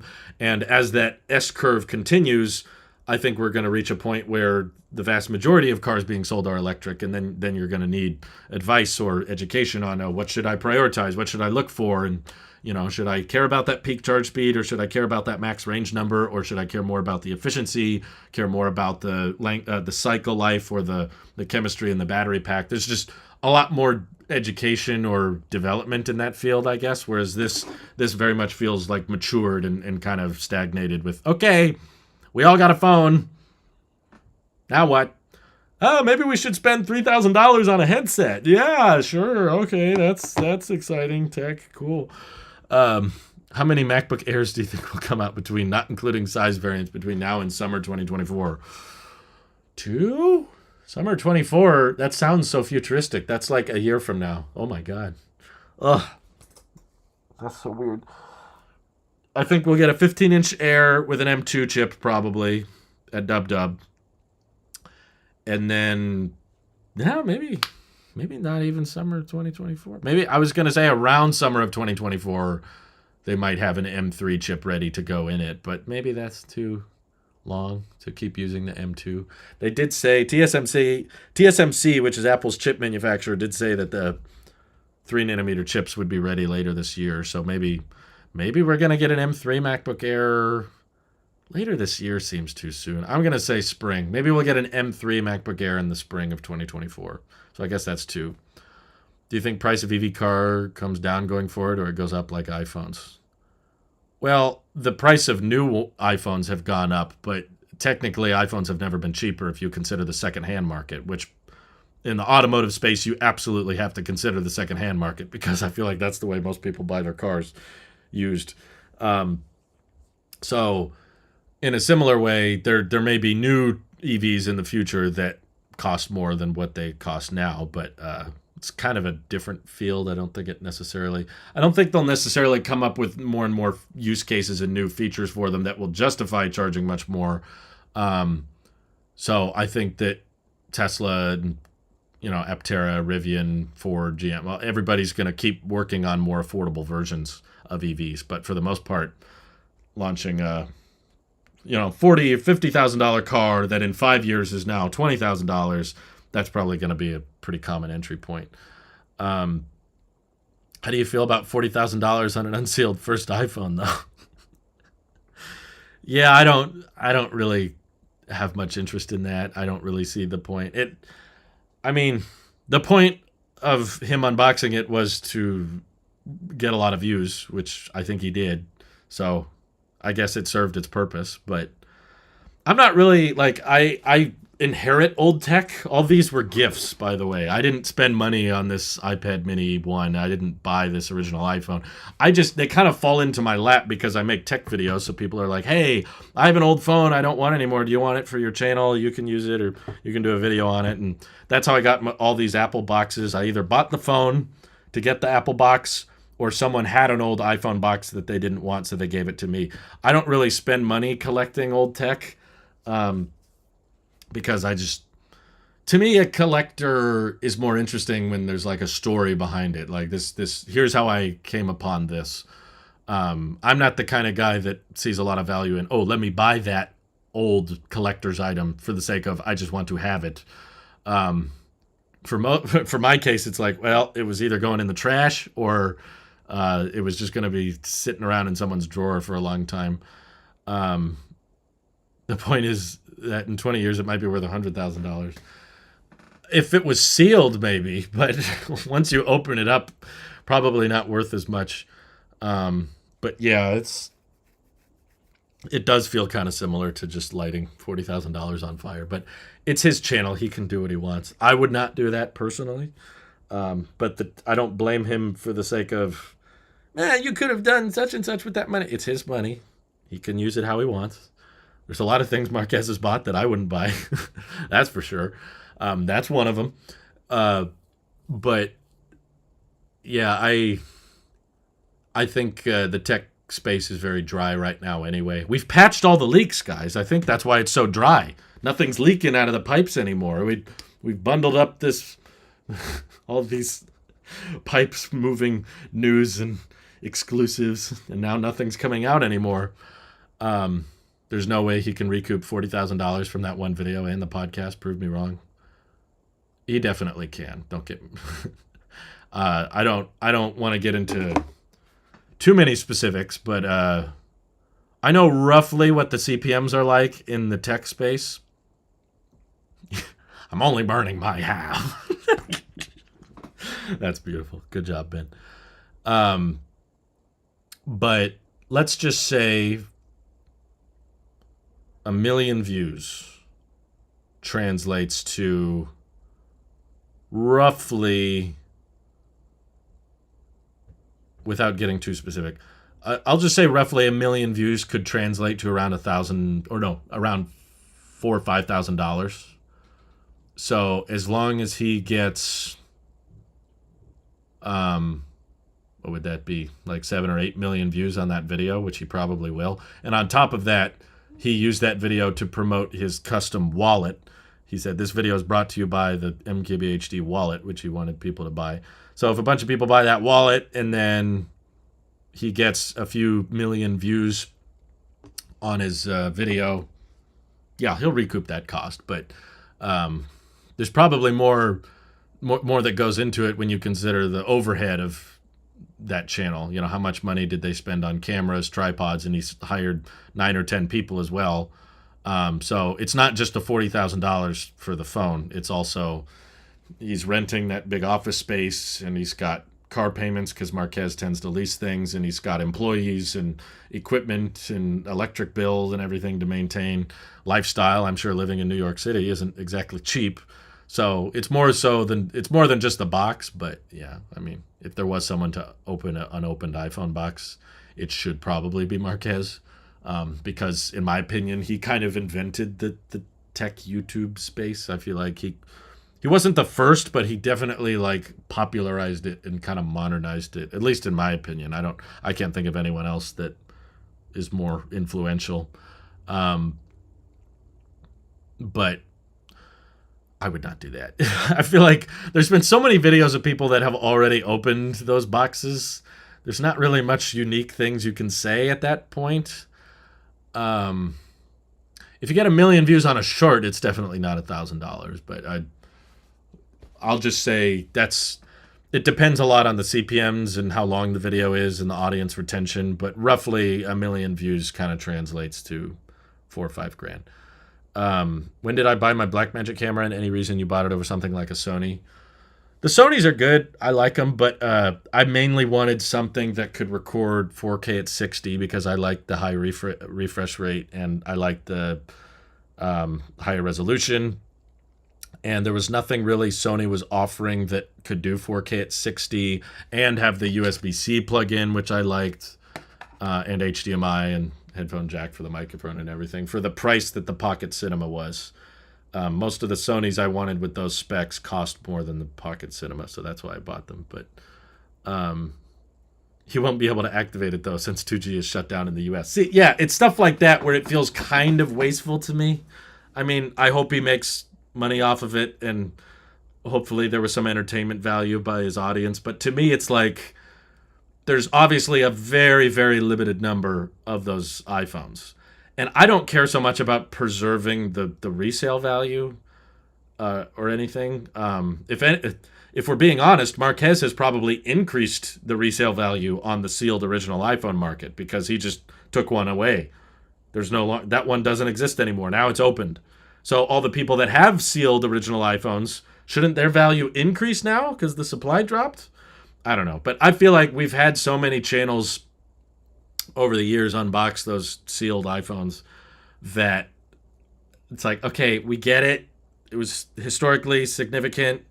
We know what it came with. It came with the dock and everything, and it came with the 30-pin connector, and the 2G network doesn't work or anything. So it's just, I would kind of rather, okay, if there are sealed iPhones out there, I would rather them just stay sealed so that we can continue to have the historical significance of it. I worry that if we keep this trend up of, okay, I'm going to buy a sealed iPhone and unbox it. Okay, I'm going to buy one too. I'm going to buy one too. And then there's none left. And I don't know. But when you reduce the supply of those sealed iPhones, the value of the remaining ones increases. And if the value increases, the people that hold them are going to feel more likely or more inclined to sell them. But ultimately, it's not one of those things I really care that much about, to be honest. If Marquez unboxed the last sealed iPhone ever, and that was it, I wouldn't lose any sleep over it. It's like, great, okay. It almost feels kind of wasteful that someone bought that and never opened it all these years, and they just left it in the box. I don't think that's how tech is meant to be used. We mine materials and we employ people in factories, and those factories are emitting greenhouse gases and carbon dioxide into our atmosphere. We put a lot of work into this supply chain. If there's just a bunch of work going into it for the sake of, well, let's collect it and leave it in a box, that also feels kind of wasteful. So I don't know. I don't have a lot of faith in that system. When everything Apple Pro got scammed trying to buy a sealed iPhone. Have you ever got scammed so hard you quit YouTube? That's basically what happened with everything Apple Pro. The video revenue is not that clear. I should preface that. There's some videos that probably get well over 1 million views that make way under $4,000, and maybe other videos that get under 1 million views that make way over $5,000. I can just tell you from my own experience what it translates to. I've only had one video break 1 million views, and I watched the analytics of that video to see how much it made. But that video I did was on the Cybertruck, which probably got different automotive CPM, so maybe it's a little inflated compared to what you'd get in the tech community. If you stop covering leaks, what direction would this channel take? All reviews?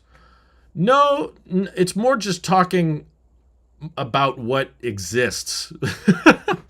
What's really there, and I've kind of tried to challenge myself with that. And sometimes I may do a video that is like inspired by leaks, but the topic itself is not really so much about the leak or whether or not to believe it. So like if you scroll back on this channel and see some of the more recent stuff I didn't say watchOS 10 is rumored to offer folders and a redesigned home screen. That would be like more of a leak video. Instead, I said, I don't know what's going to happen. Maybe the leak is right. Maybe it's wrong. Who cares?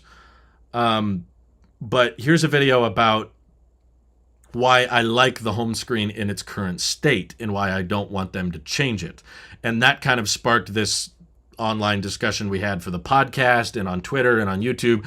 Do you prefer grid view or list view?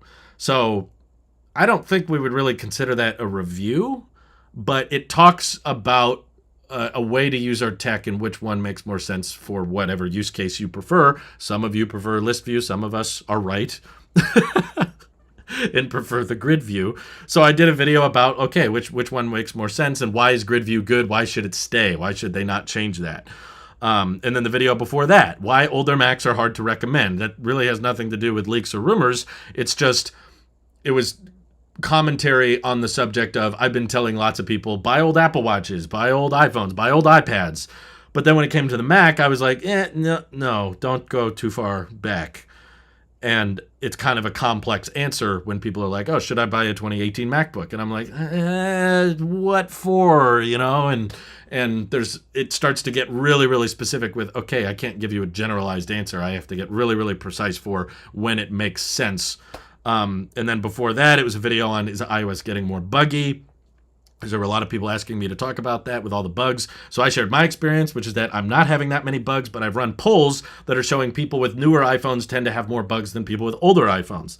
It's kind of a subtle nudge to, hey, you guys might want to consider getting an older iPhone if it's more stable. Before that, I basically reviewed and kind of recapped on my dad's phone because he's still using the 11 Pro Max, and I was very, very impressed that even after nearly 4 years of usage, the battery health was still at 83%, never replaced the battery in it. And using my dad's phone again, just playing with it for a while, I realized, man, this was kind of an interesting generation. So it was kind of a history lesson, but at the same time, not so old that it's just old. It's a video about something old for the sake of being old. It's still something I think people could buy. I know a lot of people still using 11 Pros.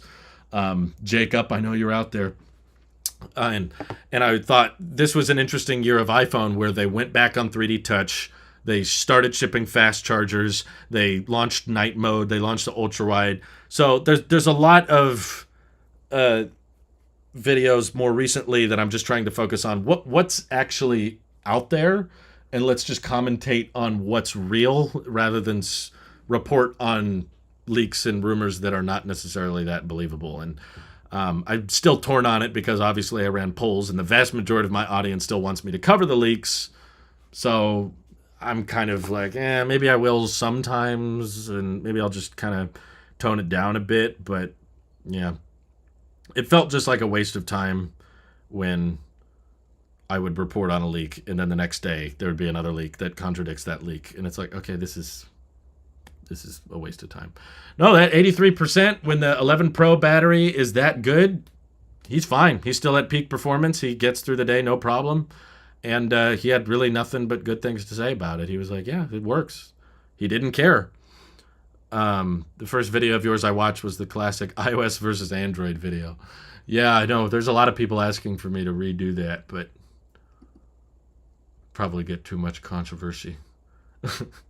I wish Apple Watch would have a 3x3 grid that you can scroll through. I think the grid is basically that. You just don't see it. 2012 MacBooks are still pretty good if you don't need or care about the latest macOS features. Well, it's actually something I was talking to my cousin about recently. Is he said, be careful recommending older tech because if they have vulnerabilities and they're not getting software support anymore, yeah, that's why it's kind of complicated. It's like, well, if you go back before the butterfly keyboard, there's some decent hardware there, but you're not getting software support anymore. And a lot of the benefits of having an Apple laptop that's within the ecosystem goes away because a lot of the ecosystem features don't work anymore when you go too far. Let's see. Testing and reviewing, giving buy advice like smart home and stuff. My advice for smart home is don't do it. Smart home is a waste of time. Apple devices, gadgets that work best with Apple devices that are not from Apple. I don't personally know of that many, if I'm honest with you. You got to make the content you are happy with. Hollywood movies would mostly be trash if studios just made whatever people voted for in the Twitter poll. I feel like that's mostly what they're doing, but they're not very good at it. I will not be at Dub Dub in person. For one, I was not invited, and for two, I wouldn't go if I was invited. I don't like big crowds and big events and stuff. Yeah, I liked everything Apple Pro too. I watched his videos, but I think he's more focused on his case business. Let me make sure I read all the questions here. I probably didn't. Oh yeah, Tyler Forte here, who changed his name to a different language for some reason. Thank you, Tyler Forte, for the support. Will we finally actually get stainless steel chassis in red color, or is that another stupid rumor? Both are possible. It's a stupid rumor, and we might get it. All rumors are stupid at this point in my head. I've kind of lost all faith in who to believe or who to trust anymore. Maybe the rumors or leaks should be more trustworthy when they're like 2 days before the event. Maybe we should take them more seriously then. But when it's like months before, there's so much that could change. Um, but the problem with stainless steel coloring is that you can't get it really saturated. It has to be very muted, which is why there was a leak that there would be a red iPhone Pro this year. But with titanium, I guess they could probably get it to a more saturated color. But knowing Apple and how they like the more muted colors on their Pros, MacBook Pro only comes in space gray, silver, and iPad Pro, same thing. iPad Air, iPad 10, they get all the vibrant, fancy colors. I don't see them suddenly changing it around. So we might get a very muted red that's not very deep or very saturated, but it's like kind of red or something. Instead of sports betting, we should have leak betting. Oh, God. Yeah, because sports betting is so fun and ethical. 2015 MacBook Pros can still get security updates, so if you don't care about the latest features, they can still be recommended, in my opinion, as a cheap Chromebook Windows laptop alternative. All right, I'll share this story just because my cousin is not a big Apple fan. He uses Android, and but he was into app development at a point, and in order to develop an app for iOS, he needed to get a Mac. So he bought a 2015 MacBook Pro, and the SSD died on him, which he was very upset by. It wasn't very long after he bought it. And so he had not too much positive experience to share. That was his first Apple product he ever bought. And after like 3 years of using it, the SSD died and lost all of his files. So he was pretty upset. The Midnight Green 11 Pro steel was pretty saturated. It's the most saturated of all the steels. Well, I mean, it is a color, but it's just not. It's not a very vibrant green, It's not like iPhone 12 green. It was like there's a reason they went with midnight green.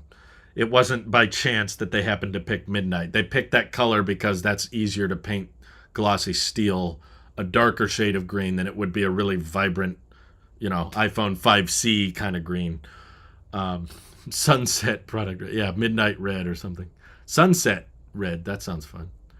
There was a leak that the non-Pro iPhone 15s would also be matte. I did see that, but I don't know if we should call them leaks if they end up not happening. Is it really a leak in that case, or was that just a silly rumor? What's your opinion if someone wants to buy an iPod just for music? Would you recommend them buying it not only for auxiliary purposes to plug in their iPod Touch with? I just think you can get way better iPhones for less money than an iPod will cost you. I mean, maybe if you go with a really old iPod, like my friend on occasion will still use. Well, no, he stopped doing that. Even he stopped doing it. He uses his iPhone 7 for everything. But for a while, pretty late into, iPhone history, he got a iPod Touch that he put all his music on to listen to, which I guess is fine. But I feel like these days pretty much everyone needs to have a smartphone of some kind. And there are focus modes. There are ways for you to tune out everything else and just listen to music if that's what you want to do. But like I said, you can buy something like this, which is still getting software support, has wireless charging, has great water resistance, has a pretty decent camera for what it is, has Touch ID so you can secure it, unlike any iPod really. I guess the iPod Touches had Touch ID, but $100, 64 gigs. I don't know. I had friends that were diehard iPod users, and even they have moved on to using their phone for everything. I don't personally, just for digital minimalism's sake, I don't think there's really a point in having a whole separate device just for phones. But it sounds like if you disagree with me on that, then you don't really want my opinion. You've already decided that. You've already made up your mind. You're not looking for me to convince you otherwise. You just want an old iPod because nostalgia, and that's fine. You can buy old things. It's your money, as long as you can afford it. You can replace the SSD on those 2015 MacBook Pros, unlike the latest Gen Macs, but yeah, it's unfortunate all that data is lost. Yeah, I don't think he built his own PC. I don't think he was afraid of replacing it. He was just mad that all the data was lost. This just in, official leak in potato soup now coming from Apple Whole Foods. I don't know who to trust anymore. No one's that right, especially this early in the game. Let's see. Set up wireless backup, yeah. Not everyone can keep a large HDD or SSD connected to their Mac all the time. No, it's true. That's why a lot of us buy laptops because we take them with us on the go. So packing around a big drive or whatever, um, I get it's problematic, but that's why I wouldn't.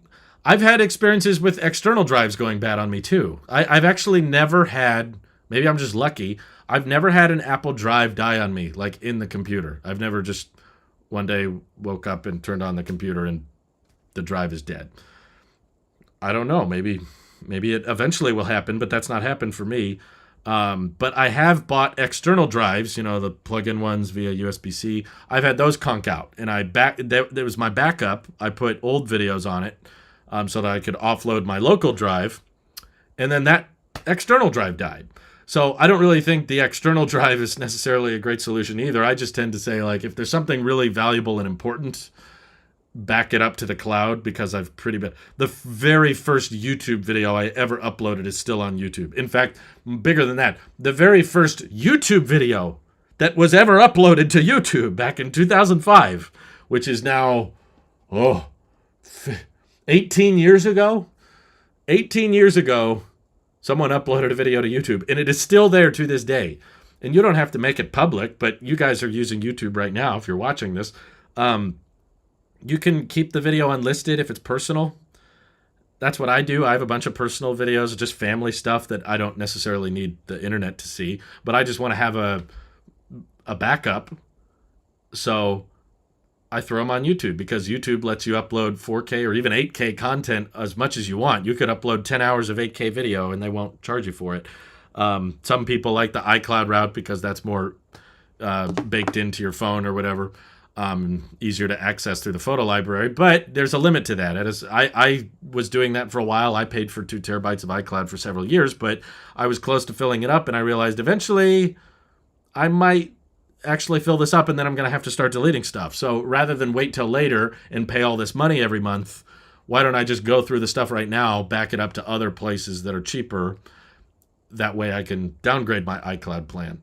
So I backed up my most important videos to YouTube, or I backed up a lot of my pictures to varying cloud services, not very good ones, but cheap ones like Daegu or TeraBox. So there's backups upon backups, but those cloud servers tend to be routinely, they have a lot of redundancy on those servers compared to just storing something on a little drive. Some people like the RAID solution, just to have a server for their household. I don't like having all that extra space and using all that extra electricity personally, so I'm not really in favor of that, but some people like to do that in case you don't want to put it on someone else's server. Privacy is a concern when you upload to YouTube. To me, it's not, because privacy is... I don't know what videos exactly that are very private that you're worried about others seeing, but I don't think with the amount of content being uploaded to YouTube, anybody's going into your personal account and looking at all the private videos. And how important are these videos that they're like, I don't know, incriminating? I get that we just want privacy sometimes for the sake of privacy, but after the conversations I've had with people that work in digital security, it feels like online privacy is kind of a myth. If you have your pictures on your phone and your phone has access to the internet, someone can get into it and look at it if they really want to. But the good news is everyone has such a large digital footprint that there's probably not one person looking at all your stuff. Unless you're like a criminal or a terrorist or something, in which case I hope you get caught. I enlist a few of my videos for licensing reasons. Some can only be public for 30 days, and after that they can be accessible privately only. I think it's a great way to back up stuff for cheap. No ads. They're allowing 720 only for non-premium now. Google's sounding tyrannical. Since when? Who said that? I had 1080p under paywall for the first time ever today on YouTube. Really? Did they start doing that? Man, maybe I haven't tried free YouTube in a while. YouTube can remove the audio if there's a bit of copyrighted audio in it, even when it's private. Okay, well, again, what I'm saying is you back up the very, very important stuff. I don't know what you're uploading that has copyrighted audio. and you're worried about the audio being removed so that you can't hear Ed Sheeran singing in the background of this very personal private video. Like, I don't know. If it's that special, I don't know. It probably wouldn't get flagged. But I think there's a lot of data. We did a skit on this on Tailosive TV. I think there's a lot of data hoarders out there that just want every picture, every video they ever take, no matter what, to be preserved, no matter how insignificant or how pointless that video or photo may be. You could post it to Instagram, I think, privately too. You can post stuff and it'll hold it basically indefinitely. I do agree. YouTube Premium is a pretty great offer. You support the creators. There's no ads. YouTube Music. I actually just started using YouTube Music again recently. Spotify was annoying me. I may have to do a video on that. That may actually be my next video. I'm watching this live stream in 1080p and I don't pay for it. Yeah, I think it might be different based on the country. But that'd be interesting if they started restricting it like that, yeah. Some of the videos have brass musicians for the local symphony. Unless they don't mention anything, videos must be made private unlisted. Huh. Yeah, the problem is you kind of, as time goes on, as we take more and more pictures and videos and they take up more and more file sizes, you're just carrying around this bag, basically, full of heavier and heavier data consumption. And it's weighing you down financially because you're like, well, I want it to be private, I want it to be encrypted, and I want to access it on my phone. Okay, well, you fill up the 2 terabytes. Now you have to get Apple One. That's the only way to get 4 terabytes of iCloud. And then when you fill that up, now you got to subscribe to something else. I don't know, Google Photos, 2 terabytes, and then you start backing up to that. Or you have to go through and start deleting stuff. At some point, you're going to have to make the decision that some of these I need to keep and some of these I don't. And the sooner you start battling that, I think the better. If you're just insistent on keeping everything, before you know it, you're going to be paying $100, $200 a month on cloud storage because I can't delete anything. Everything's too important. Everything's too perfect. And I didn't want to eventually get to that point. I didn't want to be a data hoarder. I wanted to just say, there's some important, family development stages, and, there's some important parts of me and my wife's relationship documented when we first met that I'd like to keep preserved so that I can go back and watch them decades from now. But I don't put those on local drives. I put those on the cloud or YouTube or whatever. They restrict any browser but Chrome from viewing any content higher than 1080p. What? Since when? Regular 1080p should be the same. I watch 4K videos on Safari all the time. Yeah, I'm doing it right now in the background. I would show you if I could, but yeah. I have 4K selected for a YouTube video I was in the middle of watching before I went live. I don't know where you heard that. Also testing premium only 4K, but we're talking 1080p here, and as far as I know, that hasn't changed. Yeah, not in the US at least. Maybe in other countries they changed it, but I've been live for a while, guys, so I think I better sign off here, but I appreciate the questions, all your guys' support. I've got some more videos to make. It's kind of an interesting creative challenge to try to come up with video topics that are not leaks or rumors. Some of them might actually, you guys might like this. Do I keep all the Final Cut files for my videos? No. I mean, they're there for a while, but it's mostly not because I want to preserve them. It's because I forget to delete them when I'm working.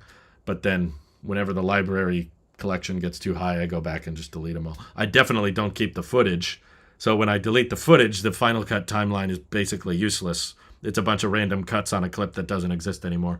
But it's been kind of a fun challenge to try to not just talk about leaks and rumors all the time and try to talk about existing things. And something you guys might not like is there might be a return / revival of videos that are just skit without commentary. They're not just the back and forth like Drew talking to Frankie or Tim talking to Craig or anything. That there's more like parody type videos that I might get into. Just I've got some ideas in my head that are like they're tech related, but they're kind of funny, so they might perform well. Maybe you'll hate them, I don't know. But I think it's a fun creative challenge to say, what if we just stopped giving all of these leaks and rumors so much attention? Because they clearly don't know what they're talking about. And maybe we'll reserve them for the live streams. I'm not saying I won't talk about them, but anyway, I appreciate you guys for watching. Hope you have an excellent rest of your day. Bye-bye.